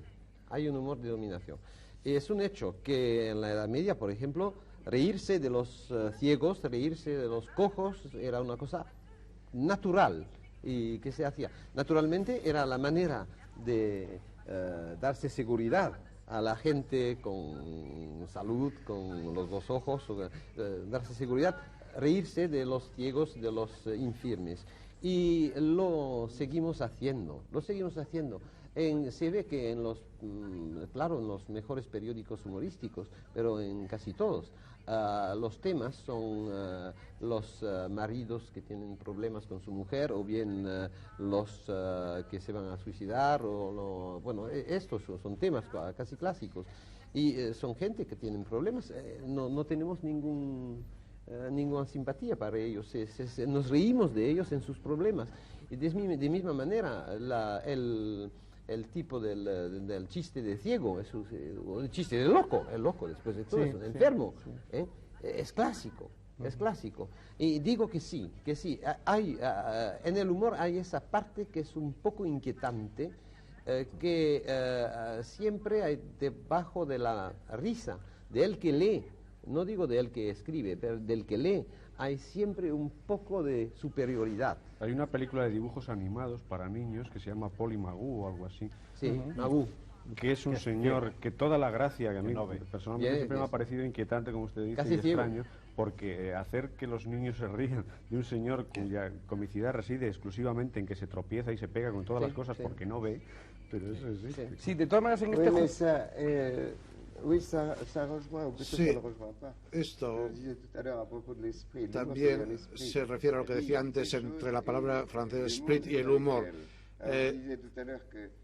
Yo decía hace unos instantes que el humor es menos feroz que el esprit, pero hay casos en que el humor se puede hacer feroz también. Un americano creo que escribía, nació idiota y tuvo una recaída. Pues bien, es bastante cruel decir esto. No se pueden establecer clasificaciones y creo que se lleva... Pero en esta parte de lo inquietante del humor sí es verdad que en este jugar, por ejemplo, con la deformación de la realidad o la realidad está deformada, o sea, este hipertrofiar, caricaturizar la realidad del humorista, sí hay a veces efectivamente el buscar el hipertrofiar aquellos defectos que pueda encontrar en una supuesta, entre comillas, víctima. Y ocultar al revés, ocultar las virtudes. Sí, puede haber una crueldad, efectivamente. Hay un aspecto que no se ha tocado en este coloquio, que sí, creo que el humor está quedando bastante bien, y que es uno de los peligros del humorista. Indudablemente, de una manera tierna o de una manera cruel, se fija mucho en los defectos porque eso es lo más resaltable y son los mejores temas. Y su peligro siempre quedar como ese señor que ve más que los demás, denuncia más que los demás, es más independiente que los demás. En definitiva, es un impertinente e insolente e insoportable primero de la clase, que se queda casi siempre fuera de aquello que critica, a pesar de que en los coloquios se dice que y que nos reímos de nosotros mismos, pero luego la práctica real, la mayoría de las cosas está en que las revistas satíricas, sobre todo, y muchas cosas, la definición que se saca al final es que todos los periódicos del país son la pura cretinet, toda la gente no sabe de qué va, los gobiernos son estúpidos, los electorados también, y solo hay unos señores que curiosa y mágicamente se salvan, que es la media docena de satíricos que hay en ese país. Si tant est qu'on admet l'humour... Admitimos el humor, que el humor puede ser político. Si lo admitimos, pues yo contesto a la pregunta, ¿podemos reírnos de los demás? ¿Y es moral? Pues yo digo que sí, que es moral de reírnos de los demás, porque si no, ya no hay ninguna regla en este juego. ¿Podemos burlarnos de un gobierno del que consideramos que actúa mal? Sí, podemos reírnos de él. Es una forma de combatirlo. Sí, claro, está. Bueno, una última pregunta, Javier Vázquez. Entonces, en un chiste, la última pregunta, ¿qué es más importante, el texto o el dibujo? Quizá Máximo, que es el que más hace, yo y José Luis, los dos. Yo creo que el texto y el dibujo son dos dibujos o dos textos de diferente expresión. O sea, me parece que un dibujo y un texto son la misma cosa. Yo creo que el humor dibujado, que es al que parece que se refiere esta pregunta, es un género muy híbrido, a lo que más se parece es al cine, es un género literario más bien, aunque no tenga palabras. Yo desde hace un año o dos, seguramente en una temeridad de la que me arrepentiré, he quemado las naves y he decidido ya no hacer más dibujos con pie. Pero de todos modos, sobre todo en los dibujos de actualidad, siempre tiene que haber algún rótulo o alguna identificación o algún león de las Cortes o alguna estatua de la libertad o algo que está en un lenguaje que, aunque sea gráfico, también es literario. Pienso que es un todo, y de lo contrario, pues decir que el humor sin palabras es más importante que el sin palabras sería condenar el cine sonoro y pensar que todas las películas deberían ser mudas. Son maneras. Lo que ocurre es que yo creo que debe ser coherente. Lo que sí habría que señalar es que tienen que ser complementarios y necesarios. Si un pie de dibujo de humor funciona sin el dibujo, algo falla ahí. Quiero decir, hay muchos pies que son graciosos por sí mismos y que podrían ser publicados sin el dibujo correspondiente. Entonces, eso me parece que es un humor de segunda categoría o algo tal. Entonces, pienso que la gracia de ese pie, más que en las palabras, debe estar en la complementariedad que tiene con ese dibujo. La situación visual, junto con esas palabras que pueden ser planas y no graciosas, da la gracia a aquello. En definitiva, las dos cosas son igual de importantes y pido perdón por ser tan prolijo. No, yo creo simplemente que el humor gráfico permite unas expresiones, unos efectos, y es natural, que no permite la palabra, y al contrario hay casos de especialización. Tengo un ejemplo de humor puramente gráfico de Luis de Olmo, que es el que hacía la cinta dibujada de Donceles en la Gaceta del Norte. Bueno, hizo una cosa, una vez era un hombre que pasaba frente a un hueco en la calle y se caía dentro. Bueno, risa al primer grado. Segundo dibujo, pasaba y siempre con el periódico, leyendo el periódico, al pasar al nivel del hueco, daba la vuelta y se veía después que había una ventanilla el periódico. Bueno, risa en el segundo grado. Tercer dibujo, viene de frente y se ve que no hay ventanilla el periódico y evita el hueco. Y entonces, en tercer dibujo, saca el periódico y hace así. al lector. Es humor tercer grado. Eso no se puede con palabras expresar. No. Es enteramente una historia típicamente gráfica. Mi encuentro general siempre publica texto, ¿no? Siempre hay pie en... Sí, no sé. Que yo recuerde así. Normalmente sí, dibujo y texto. Pero creo que el ideal sería lo que hace Máximo es perfecto. Hacer un yo dibujo. no sé si es un ideal. Aparte de que pienso siempre que la palabra está llena de imágenes, claro, y que en los dibujos hay pero una lectura literaria. Él acaba de decir que es que se lo ha propuesto así y me parece perfecto, pero es un error mío. Es una servidumbre tremenda de la que yo te compadezco muchas veces. Sí. Bueno, señores, yo quisiera haber vuelto al principio, pero el tiempo ya se nos va. Quisiera haber vuelto al principio para hablar precisamente otra vez de la terapia del humor a la que alude el título del programa y a la que ha aludido Daninos con frecuencia. En cualquier caso, ya lo pedía, que tampoco siempre era humorista, decía que con mejor salud anduviera si usara más el humor. En cualquier caso, da gusto haber estado con ustedes hoy, se lo digo especialmente, no lo he dicho hasta ahora, no porque estuviera menos a gusto con otro colega, sino porque justo este programa que pretende no dramatizar. Sí, José Luis. No, es que, ya que estamos a punto de terminar, yo quería decir a los espectadores que si en este coloquio se han aburrido o no esperaban o reírse más con este coloquio de humoristas, quería recordar finalmente una anécdota estupenda de un crítico de teatro americano que decía que cuando en un estreno está avanzando el estreno y la gente empieza a hacer así, mal asunto. Pero que es mucho peor cuando después de hacer así, hacen así. Bien. Pues eso se trata. En cualquier caso, lo que hoy ha habido es una tertulia. Es visual, además, y muy televisivo. Ha habido una tertulia, ha habido poca necesidad de que yo intervenga y de cortar, porque realmente es lo que nosotros pretendemos, es justamente no dramatizar, porque lo que haya o no haya de dramático debe haberlo en el contexto, no en la manera. Y esto es todo, esto es lo que pretende la clave. Ya saben ustedes que la semana que viene hablamos por segunda y última vez, de momento, de los periodistas. La primera vez fue sobre la empresa de informar, es decir, sobre el mundo empresarial, libertad de expresión, etcétera. Esta segunda va a ser sobre el buscar las noticias, el mundo del periodista de acción. Bien es verdad que como ha habido alguna crítica en su momento al respecto, diciendo que había quedado demasiado desfasado del lado a favor de la empresa privada periodística, pues vamos a dar una oportunidad también para que haya de nuevo defensores de la empresa periodística a nivel privado y a nivel público. En cualquier caso es, como digo, buscar la noticia, y para ello tenemos una película, Corredor sin retorno, realmente excelente, y creo que se corresponde bastante bien con lo que nosotros pretendemos en el programa de la próxima semana, de modo que muchas gracias a todos ustedes y hasta la próxima semana. Muy buenas noches.